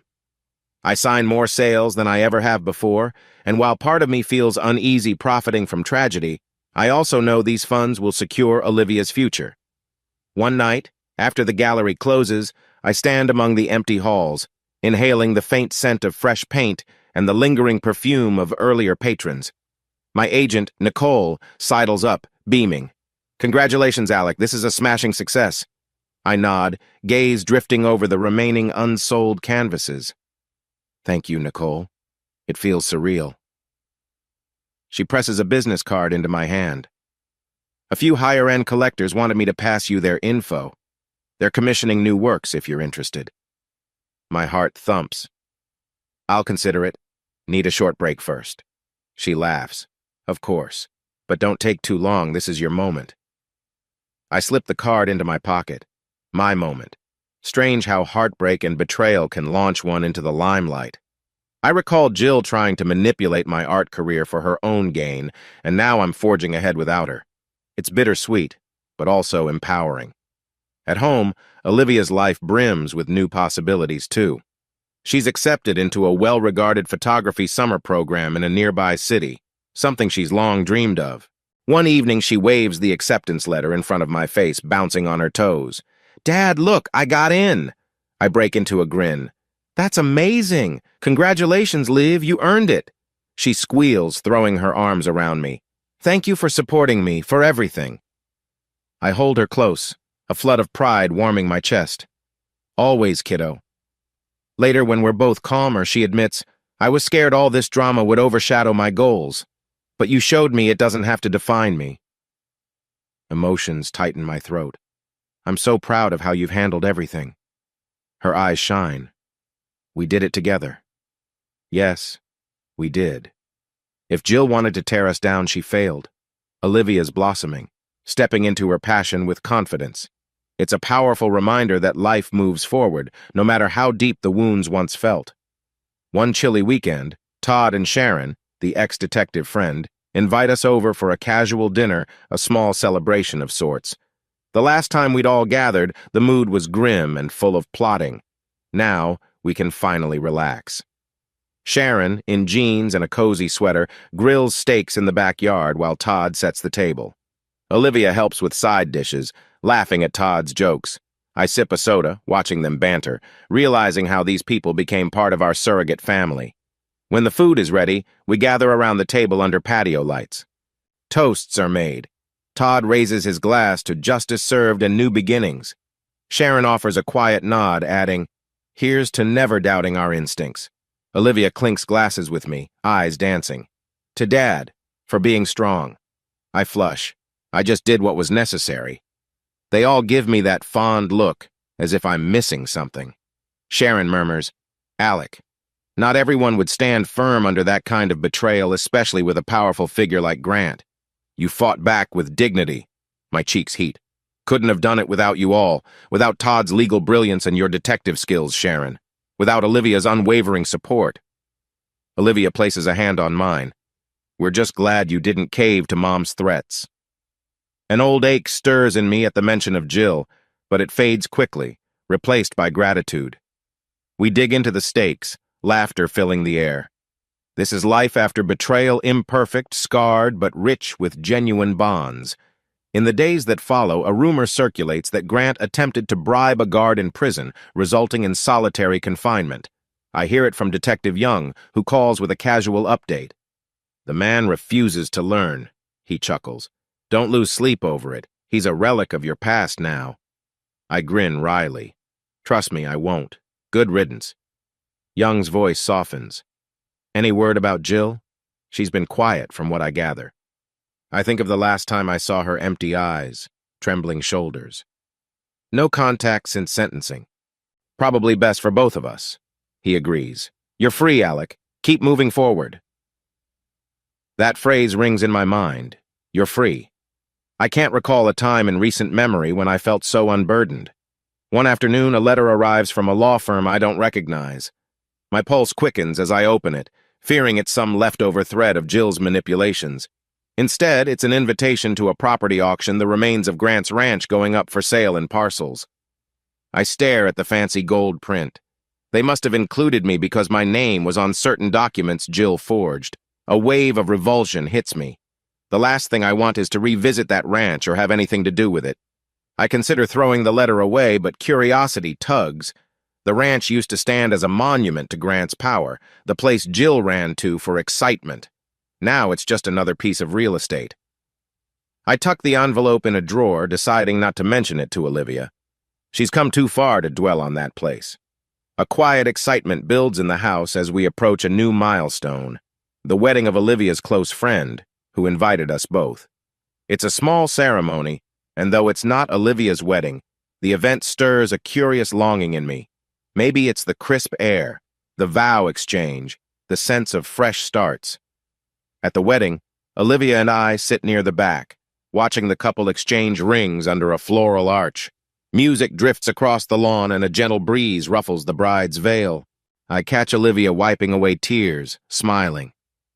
"It's so beautiful," she whispers. I nod, feeling a strange ache. It's beautiful indeed, and I can't help imagining how Jill and I stood once, exchanging vows. We were so young, so certain of our future. How did we end up here? Olivia senses my thoughts, slipping her hand into mine. "You deserve happiness too, Dad. Maybe someday you'll, you know." I chuckle softly, blinking back unexpected moisture in my eyes. "One day, maybe. But for now, let's just enjoy the peace we've earned." She squeezes my hand, and we refocus on the bride and groom. They kiss to a round of applause, confetti swirling in the air. This is a promise that not all love stories end in betrayal. Some stand strong against life's storms. Time, it seems, starts to accelerate in the aftermath of Jill's sentencing. The slow burn of fear dissipates, replaced by everyday joys and mild challenges. Olivia's photography takes off. She's got a local library exhibit featuring her work. I immerse myself in a new series of paintings for an international art fair. One evening, I notice a shift in Olivia's demeanor. She's texting someone and blushing. When I tease her gently, she admits she's been talking to a fellow photography enthusiast named Ethan. "We met online, Dad. He's cool and respectful," she says, rolling her eyes at my cautious expression. I smile, feeling paternal protectiveness stir, but also relief that she's open to forging connections. "As long as you're careful," I warn, half joking. "I reserve the right to meet him eventually." She laughs, tossing a balled-up napkin at me. "Deal." I reflect on how Jill nearly destroyed Olivia's sense of trust in people, but here she is, blossoming again, unafraid of exploring new friendships, even romance. That's the biggest victory of all. One late afternoon, I stand on the back porch, gazing at the sun dipping below the horizon. Olivia joins me with 2 mugs of hot cocoa, handing me one. We sip in companionable silence. She leans against the railing, eyes focused on the swirling sky. You know, she murmurs, I thought the day Jill went to prison I'd feel triumphant, but mostly I just felt sad. I nod, placing a hand on her shoulder. I understand. It's a bittersweet ending. She's still your mother. She exhales. Yeah, but I'm glad we're free. She can't threaten us, can't forge your name, can't manipulate me. I wrap an arm around her. We survived together, Liv. Let's never forget that. She smiles, a tremor in her breath. Agreed. So what do we do next? My gaze drifts to the fading sunlight, the sky a tapestry of crimson and orange. We keep living, loving, and creating. We let this be the past. The future is ours. She nods, eyes shining with tears. To the future, then. We clink our mugs lightly, a small toast under the painted sky. Despite the scars, we're here, father and daughter, forging a life on our own terms, and that is enough. The week following Jill's sentencing, I'm still adjusting to the odd calm. Each morning I half expect some new crisis, a letter from Jill's lawyer, a threat from Grant's associates, or a fresh wave of pitying looks from neighbors. Yet day after day, none of that comes. It's as if the entire storm that once surrounded us has moved on, leaving me and Olivia to reckon with the aftermath. But the emotional residue is thick. Although Jill is gone prison uniform, a convicted felon, a part of me replays her downfall with unnerving clarity. Her scathing words, the hollow look in her eyes when the gavel fell. I've spent so many months fighting, bracing for her next move, that I'm not entirely sure how to be normal again. Olivia senses it too. She's finishing up her senior year of high school, juggling photography club activities and the swirl of college applications. One morning, we share a moment in the kitchen, munching on toast. She sets her plate down and says, Dad, do you think we can take a short trip somewhere? Just to clear our heads? I glance at my mug of coffee, swirling the dark liquid. A trip like a mini vacation? Maybe a weekend away? She nods, face hopeful. Yeah. I feel like we've been stuck in crisis mode forever. Now that it's over, I want to breathe some different air, see new faces, remember that life is bigger than this house. A faint smile tugs my lips. I think that's a great idea. We settle on a nearby coastal town, a few hours' drive. I promise to check my schedule, juggling upcoming commitments for my next gallery opening, but I assure her we'll find a weekend soon. She beams, and I realize how badly we both need the mental reset. Days later, I'm in my studio, finishing the largest canvas in my Betrayal to Brilliance collection. It's an abstract swirl of deep maroon and gold, signifying heartbreak ceding to triumph. My agent, Nicole, calls to confirm she's booked a series of nationwide showings for these pieces, starting in 2 months. I hesitate, phone cradled between ear and shoulder. Nationwide. That's ambitious. Nicole laughs. Your story resonates, Alec. The media coverage, the personal triumph. Collectors want to see the art behind it. This is your moment to shine. Don't shy away. My heart thuds with a mix of excitement and leftover dread. I spent so long ducking the spotlight, worried Jill or Grant would sabotage me. I'll do it, I finally say, breathless. But I need to ensure Olivia's settled. She's applying to colleges and might need me around. Nicole lowers her voice. Of course, we'll work with your schedule. Maybe short trips for each opening. This is your big break, just let me handle the logistics. After we hang up, I stare at my finished canvas, chest tight. A big break, indeed. I used to dream of such a claim, but never in the shadow of a scandal. Regardless, I see a path forward, my art showcased across the country, a chance to redefine myself as more than Jill's betrayed husband. That evening, I share the news with Olivia over takeout. Chinese cartons line the table as she sorts through fortune cookies. Dad, that's incredible. A nationwide tour? You'll be unstoppable. I chuckle, stirring fried rice. It's still sinking in. Part of me wonders if it's too soon after everything. A shadow of worry lingers in my mind. What if Jill attempts some last-ditch legal maneuver from prison? But Todd insists her options are exhausted. Olivia's eyes shine. You deserve this. Don't let Mom's mess hold you back. She's behind bars now, Dad. She can't do anything. I exhale, letting the tension slip from my shoulders. Right. And with the separation finalized, plus her sentencing, I guess that chapter's closed. Olivia nods, munching on a spring roll. It is. We can finally focus on the next part of our lives. Still, there's a pang in my chest when I think of Jill rotting in a cell. We once shared a life, a dream. But dwelling on her fate changes nothing. She made her bed. We're forging ahead. That weekend, we finally embark on our mini getaway. The coastal town is a postcard scene. Rocky cliffs, crashing waves, a quaint marina with fishing boats bobbing on the tide. Olivia wields her camera like a pro, snapping pictures of everything from weathered lighthouses to flocks of seagulls. On our second morning there, we wake early to catch the sunrise from a cliff lookout. I watch her frame shots, golden light catching her hair. There's a tranquility in her face I haven't seen since before Jill's betrayal. It's as though the darkness that clouded her teenage years has lifted, replaced by youthful wonder. She shows me a shot on her camera's display, pink and orange sky mirrored in the tide pools below. What do you think? I smile broadly. It's stunning. You capture the warmth in the clouds without losing the definition of the cliff. You've got a good eye, Liv. She blushes under the compliment. Thanks, Dad. You taught me to see light differently. A breeze ruffles her hair. For a moment, I recall the times Jill and I brought her here as a toddler. How Jill insisted on fancy hotels while I was content with a cheap cabin. She always wanted more, bigger, better. Perhaps that hunger devoured her in the end. Olivia notices my pensive look. Everything okay? I force a smile. Yeah, just remembering old times. I place a hand on her shoulder. But I'm grateful for this us here now. She leans her head against me, camera resting at her side. Me too. We return home Sunday evening, spirits lighter. The house is the same, quiet rooms. No chaos, but it no longer feels haunted by Jill's absence. Instead, it feels ours, a sanctuary we reclaimed. I wander through the living room, noticing how many family photos still include Jill's smiling face. Eventually, I'll decide what to do with those. For now, they remain a reminder of what was and what can never be again. Monday morning, Todd calls bright and early. Alec, we got word that Grant's first appeal was denied.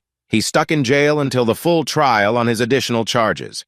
Also, Jill's request for a transfer to a lower security facility got rejected, given the severity of her forgery and laundering convictions. A complicated relief floods me. So they're staying locked up? Todd chuckles wryly. Yes, for the foreseeable future. You can breathe easy. No immediate threats from either of them. I press a hand to my chest, letting out a slow breath. Thanks, Todd. That helps more than you know. After we hang up, I stride to my studio, flipping on the lights. A half-finished painting of a sunrise over a cracked landscape greets me. I stand before it, brush in hand, feeling a rare sense of genuine freedom. Maybe, just maybe, the worst is truly behind us. That evening, Olivia beams when I mention the phone call. So Grant's stuck in jail for a while? Good, I hope he rots. She rarely speaks with venom, but I can't blame her. He tried to manipulate Jill, threatened me, leered at Olivia. He deserves every day behind bars. I nod. Yes, and Jill's stuck too, at least for years. She might try for parole, but the detective says it's unlikely to be granted anytime soon. Olivia crosses her arms. Part of me wonders if she regrets everything now that she's lost it all. I shrug, a pang in my chest. Hard to say. Her last attempts at communication were all about self-preservation. I think she's locked in her own delusions. Maybe she'll come to terms with it eventually. Olivia slides onto a stool, picking at a loose thread on her sleeve. Do you ever forgive her? The question hits me harder than I expect. I don't know if forgiveness is the right word. Maybe acceptance? I accept she destroyed our marriage, endangered our family. I can't excuse it, but I can't let it define me anymore either. She meets my gaze, eyes glimmering with something akin to relief.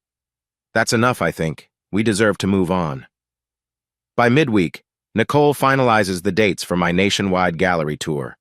Over the next 6 months, I'll hop from city to city, attending openings, meeting collectors, signing prints.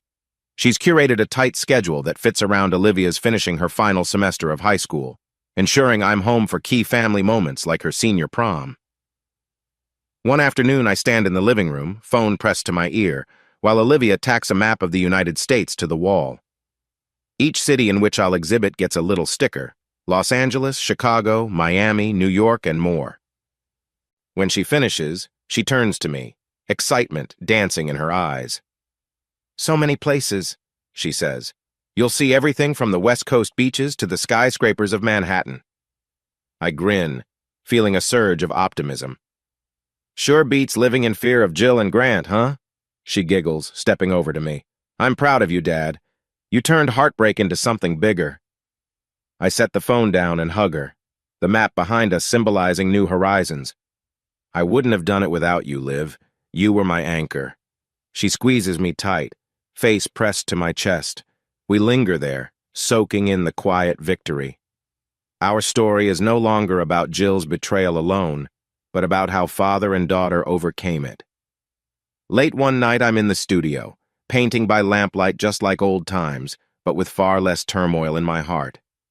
I pause to check my phone, half expecting some dire message. Instead, I see an email from a woman named Sharon, the ex-detective friend of Todd's.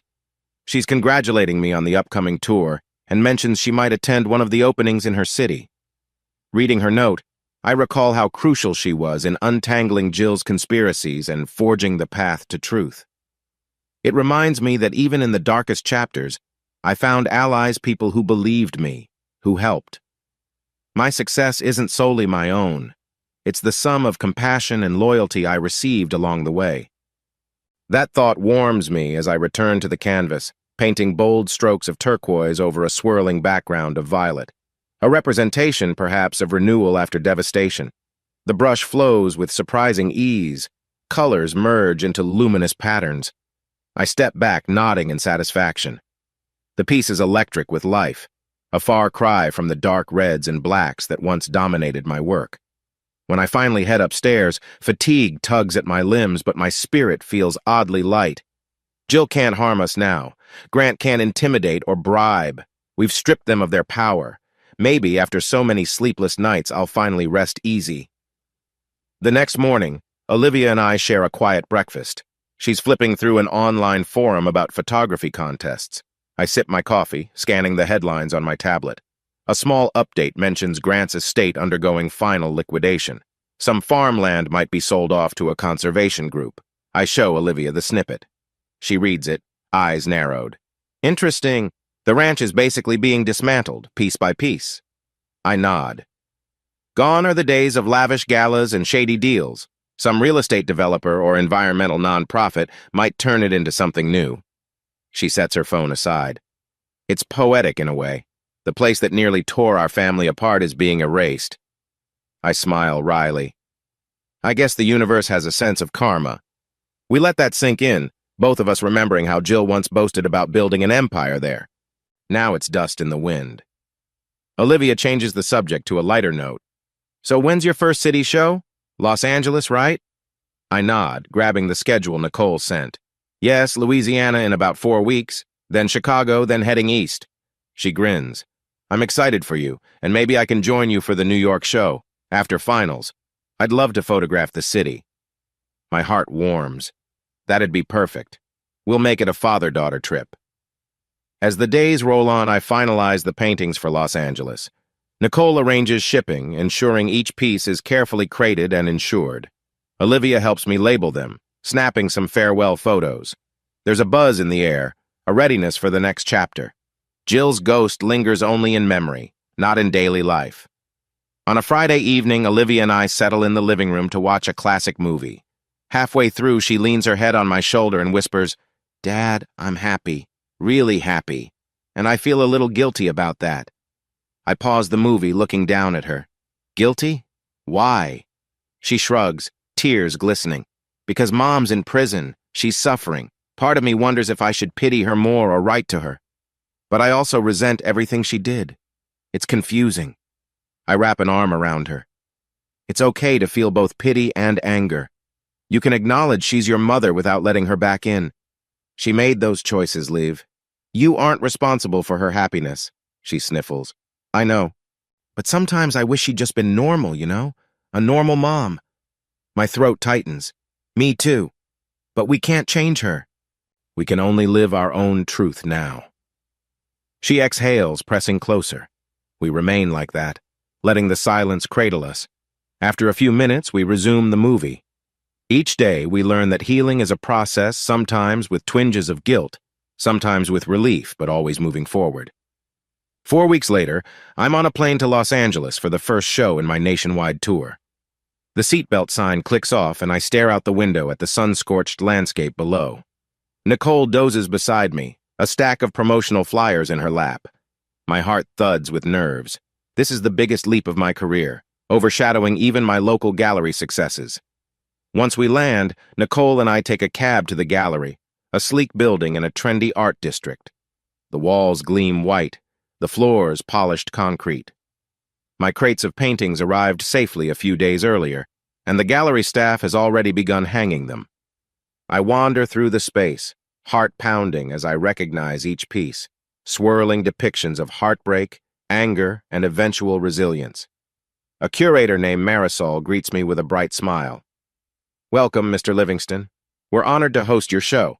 The press event is tomorrow evening. Local art critics, collectors, some celebrities might drop by. Los Angeles loves a dramatic backstory.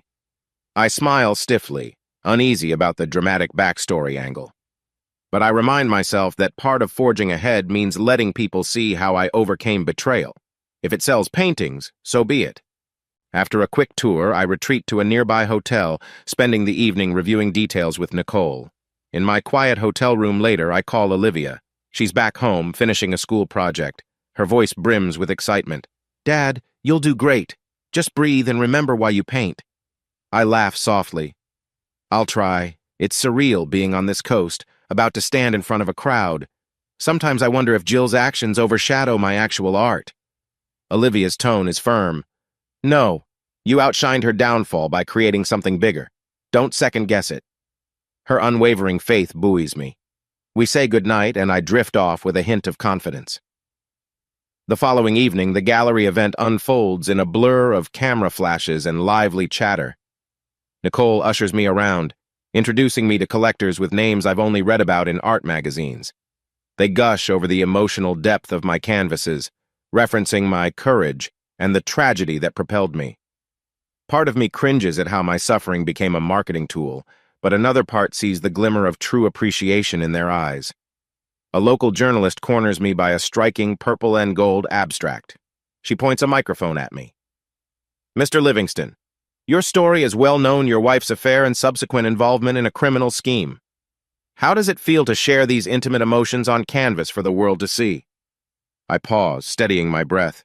It's cathartic in a way. I paint what I feel, and if it resonates with others, maybe it can help them navigate their own struggles. It's not about dredging up scandal, but about transformation. She nods, jotting down notes. Any words of advice for those facing betrayal? My mind flickers to Olivia, to Todd, to every supportive friend who urged me forward. Lean on the people who stand by you, document the truth, and never believe you're helpless. You can fight for what's yours. Satisfied, she thanks me and moves on. My heart pounds as I step away, scanning the room. The crowd is larger than I ever imagined. Some mention they've followed the case in the news, drawn by the drama. But as I glimpse them studying my paintings with genuine wonder, I realize the spectacle might lead to genuine art appreciation. I can live with that. Near the end of the night, a tall figure approaches an older man with silver hair, an air of refined taste. He introduces himself as Gregory Maddox, a renowned collector. Mr. Livingston, your pieces speak volumes. I've purchased 3 tonight. I blink, astonished. 3? That's thank you so much. He smiles kindly. Your personal trials have imbued these works with an authenticity I rarely see. I'd love to host a private show at my estate if you're open to it. My jaw almost drops. Private shows at an estate like his would catapult me further. I stammer a yes, and we exchange details. Once he leaves, Nicole appears, beaming. Alec, do you realize what that means? Maddox's patronage is a huge deal. I nod, adrenaline surging. I'm blown away. I never thought I'd garner this level of attention. She clasps my shoulder. Embrace it. This is your time. As the crowd thins, I wander outside, soaking in the cool Los Angeles breeze. My phone vibrates. A text from Olivia. Heard it's a huge success. So proud of you, Dad. My eyes well with gratitude. I type back, couldn't have done it without you, kiddo. And for the first time in ages, I feel a rush of uncomplicated joy. Jill's threat is behind me, replaced by the hum of a future I once thought impossible. Returning home after the LA show, I burst into the house with new energy. Olivia meets me at the door, hugging me tight, peppering me with questions. Did you meet any celebrities? How was the after party? Any crazy paparazzi? I laugh, setting my suitcase down. No major celebrities at this one, but plenty of big names in the art world. It was surreal, Liv. People actually cared about my brushstrokes, not just my backstory. She beams. Told you they would. The scandal was a stepping stone, but your art stands on its own. I ruffle her hair, heart warming. Ready to celebrate with some takeout? My treat. She smirks. Absolutely. We'll get that fancy sushi you always avoid. I groan in mock protest, but her grin is infectious. We settle on the couch later, sushi spread out, recounting stories from the gallery. She shows me her new photography portfolio, filled with moody images of suburban nights and neon reflections. It's clear her talent is blossoming. Between bites, she sighs contentedly. Sometimes I can't believe how peaceful it is now. Like, no waiting for Mom to come barging in or for Grant's threats. It's nice. I nod, solemn. We earned this peace, and we shouldn't feel guilty for enjoying it. She leans her head on my shoulder. Agreed. As the next show, Chicago, approaches, I try to structure my schedule so that I'm not away from home too long. Olivia's final semester demands her focus, and I want to be present for big milestones. She's taking her SATs again, aiming for a high scholarship. Todd helps me manage any lingering legal follow-ups. Sharon occasionally checks in, satisfied that no new threats have emerged. One day, a letter arrives from Jill's prison. I stare at the envelope, torn. The last time she wrote, it was desperation. My gut clenches, but I recall Todd's advice. If you read it, do so with caution. It could be manipulative or pointless. In the end, I tear it open. Her handwriting is shaky, the words scribbled. Alec, I'm not asking for forgiveness. I just want you to know I'm sorry for everything. Maybe you won't believe me, but it's true. I lost sight of who I was. Please tell Olivia I regret hurting her. I don't expect you to reply. My heart hammers. A wave of conflicted emotions washes over me, anger, pity, exhaustion. I read it twice, searching for hidden barbs, but it seems sincere, or as sincere as Jill can be from behind bars. The letter ends abruptly. No mention of Grant, no pleas for help. I place it in a drawer, unsure what to do. When Olivia asks about the mail, I hesitate. Ultimately, I show her. She reads it, lips pressed tight. Do you believe her? I exhale. I'm not sure. She might be truly remorseful now that she's living the consequences. Olivia sets it aside. I don't want to write back. I can't handle her manipulation, but maybe I'm glad she's sorry. I nod, hugging her. That's enough. We can leave it there. The Chicago show proves equally successful. I stand in a bustling gallery near downtown, the windy city's skyline looming outside the tall windows. Collectors mingle, praising the bold color work in my canvases. A few mention they followed Jill's trial, but the focus shifts quickly to the art itself, a relief I wasn't sure I'd ever have. After the show, I slip away to admire the city's nighttime lights reflecting on the river. My phone buzzes with a text from Todd, informing me that Jill's official appeals are minimal, no major developments. He says Grant remains defiant, rumored to have gotten into a fight behind bars. Another small piece of closure, and I find myself exhaling into the crisp Chicago air, feeling gratitude that none of that chaos touches me now. That night, I video call Olivia. She beams from her bedroom, showing me her newly updated photography website. Got 100 new followers this week, she exclaims. I grin. That's amazing, Liv. Let's do a father-daughter exhibit someday. Pair your photos with my paintings. Her eyes shine. Yes, please, let's. I end the call with a light heart. The city's neon glow outside the hotel window reminds me that life is wide, brimming with possibilities. Jill's betrayal once narrowed my world to a single obsession, protecting myself and Olivia. Now, every horizon is open again. Returning home from Chicago, I'm greeted by Olivia's proud smile and Todd's good news. The final checks from my civil settlement with Jill have cleared. She forfeited any claim to my future earnings or the house. It's a legal boundary ensuring she can't re-enter our lives financially. That night, I treat Olivia and Todd to dinner at a classy restaurant. Sharon joins us too, wearing a rare grin. We toast to the official end of Jill's grasp on my assets. Here's to a future unencumbered, Todd declares, lifting his glass of sparkling cider. We clink glasses, the restaurant's soft lighting reflecting in the bubbles.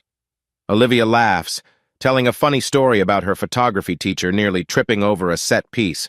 Sharon recounts how Todd once got lost in a courthouse basement on his first day as a lawyer.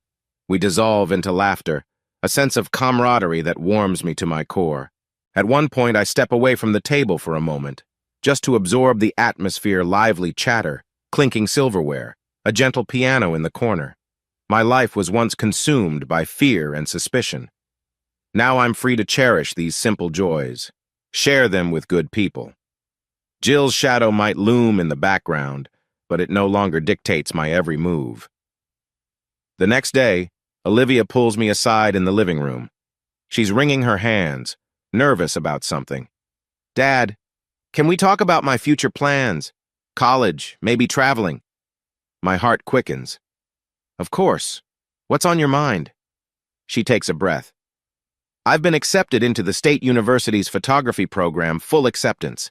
There's also a smaller liberal arts college offering me a scholarship, but it's 3 hours away. And then there's this idea of traveling with you on your tours." I nod, pride swelling. "You have so many options. That's wonderful. Which are you leaning toward?" She hesitates. "Part of me wants to stay close in case you need me. Another part of me wants to explore, break away from all the drama we endured.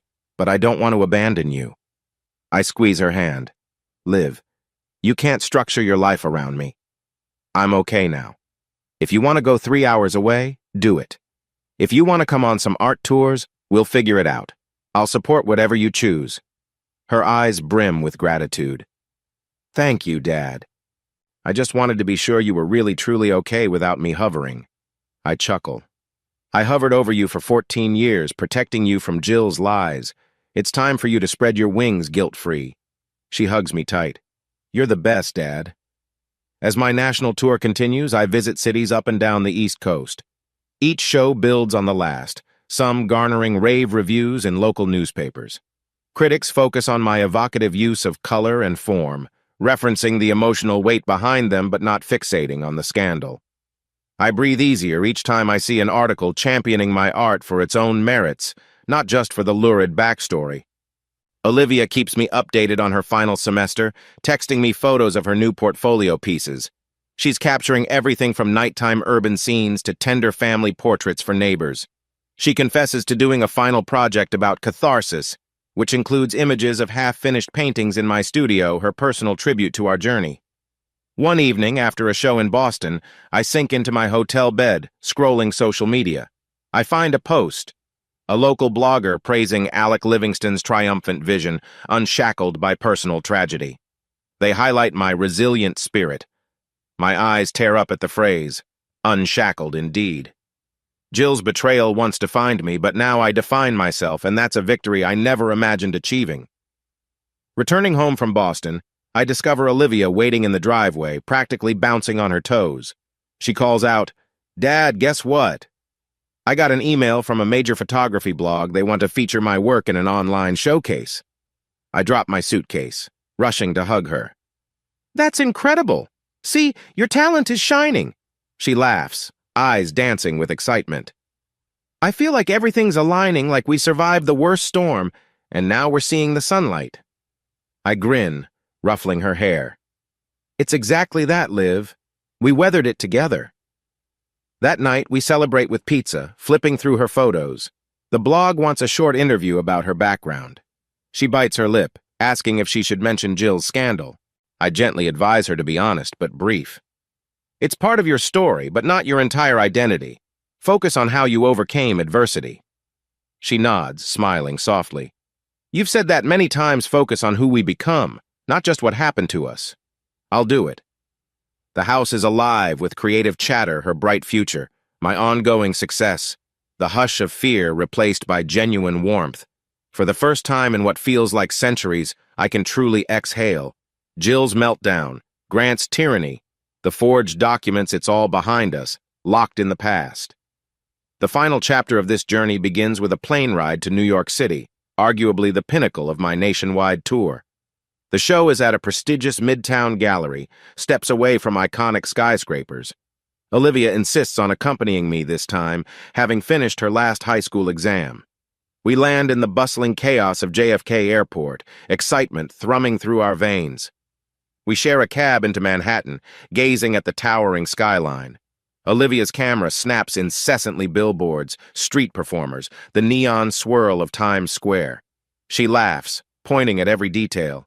I can't help but smile, remembering that not so long ago, she was weighed down by Jill's betrayal and Grant's threats.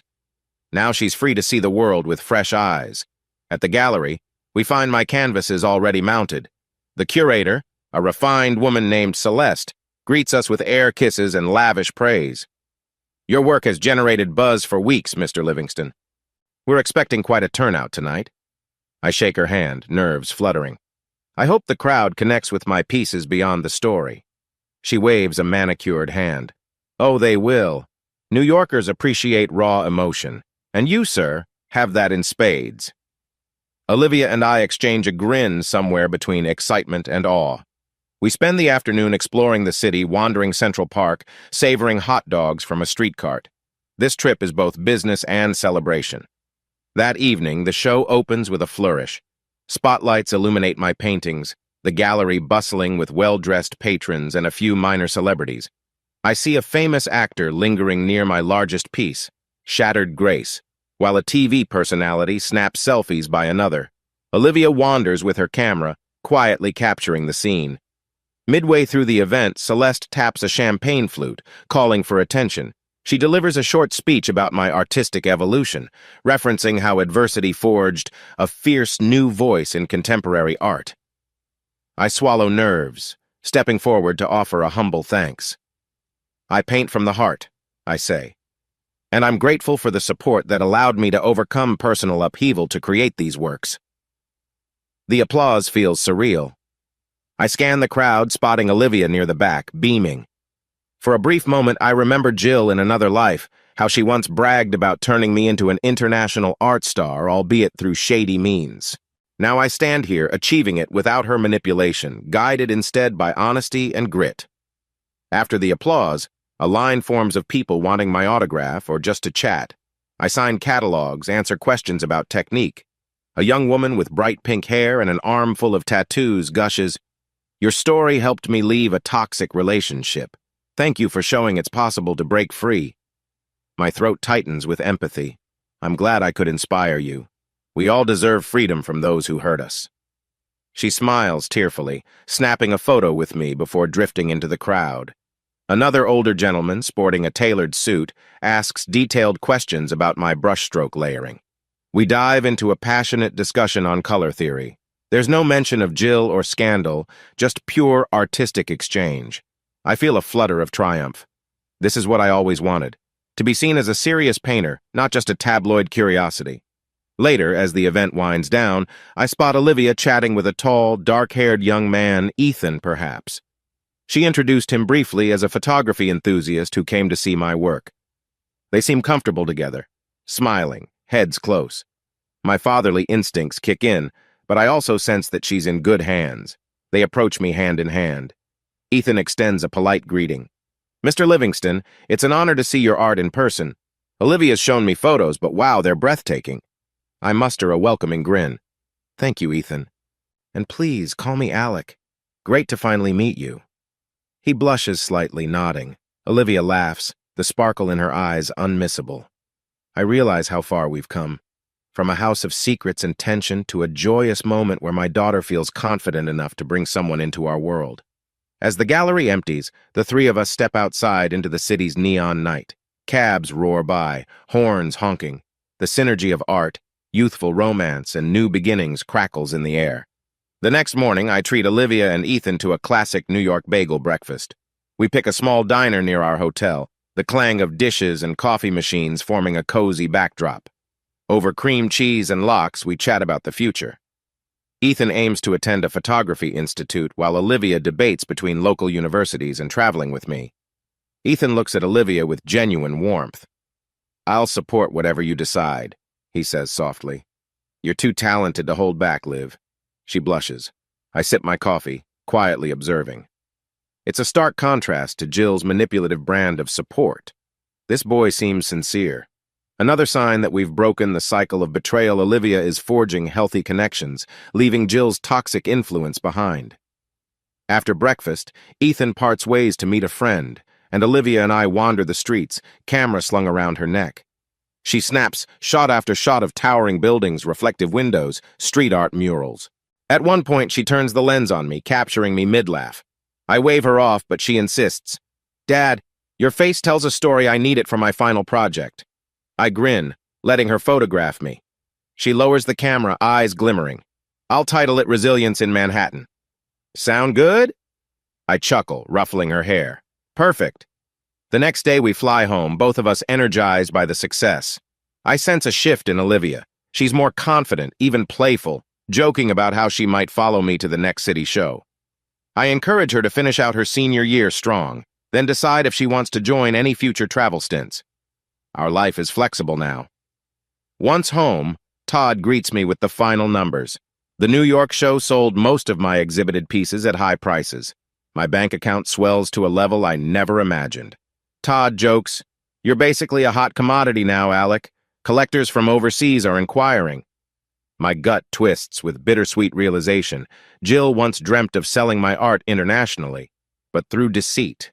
Now it's happening legitimately. I can almost see her ghost sneering from behind prison bars, furious that I managed to succeed without her. A small part of me pities her self-sabotage. I tell Todd I'll consider foreign galleries after finishing this U.S. tour. He nods in approval, adding, "Also, Sharon says she's closing your file, so to speak. No more active investigations, no more threats." The final nail in the coffin of Jill's machinations. I exhale shakily, murmuring thanks. Freed at last. In the following weeks, I throw myself into painting a brand new series. My style shifts from the deep reds and blacks of anguish to warm blues, greens, and shimmering whites tones of renewal. Each canvas brims with layered brushstrokes that evoke rising dawns, blossoming vines, hints of fleeting shadows left behind. Olivia pops into my studio one morning, cradling 2 cups of tea. She sets one down, eyeing the canvas. "Wow, Dad, this is lighter, hopeful." I wipe my hands on a rag, smiling. It's how I feel. The darkness is still part of me, but it's not dominating my palette anymore. She nods, sipping her tea. I see it, and I love it. If you ever let me exhibit your behind-the-scenes process photos, the transformation would be incredible. I grin. One day, sure. A father-daughter exhibit, remember? Her face lights up. Absolutely. That's next on our list. We share a laugh, comfortable in the knowledge that the worst storms have passed. Jill's meltdown used to color every moment of our day. Now it's just a memory fueling a new era of creation. Shortly after, I receive a formal invitation from a major European art fair in Paris, inviting me as a special guest. They reference my rising reputation, the emotional resonance of my pieces. Nicole practically squeals in excitement when she calls, "Alec, this is huge!" Paris is the heartbeat of the art world. I stand in the studio, phone in hand, eyes drifting to a map Olivia pinned on the wall. We always joked about traveling the world. Now it's real. I'd love to go, but I have to check my schedule. Olivia's high school graduation is in 2 months. Nicole rushes to reassure me. The fair isn't until after graduation. Perfect timing. We can plan a short trip to Paris, make a grand entrance. My pulse pounds. Let's do it then. When I tell Olivia, she hugs me so hard I nearly drop my paintbrush. "Paris?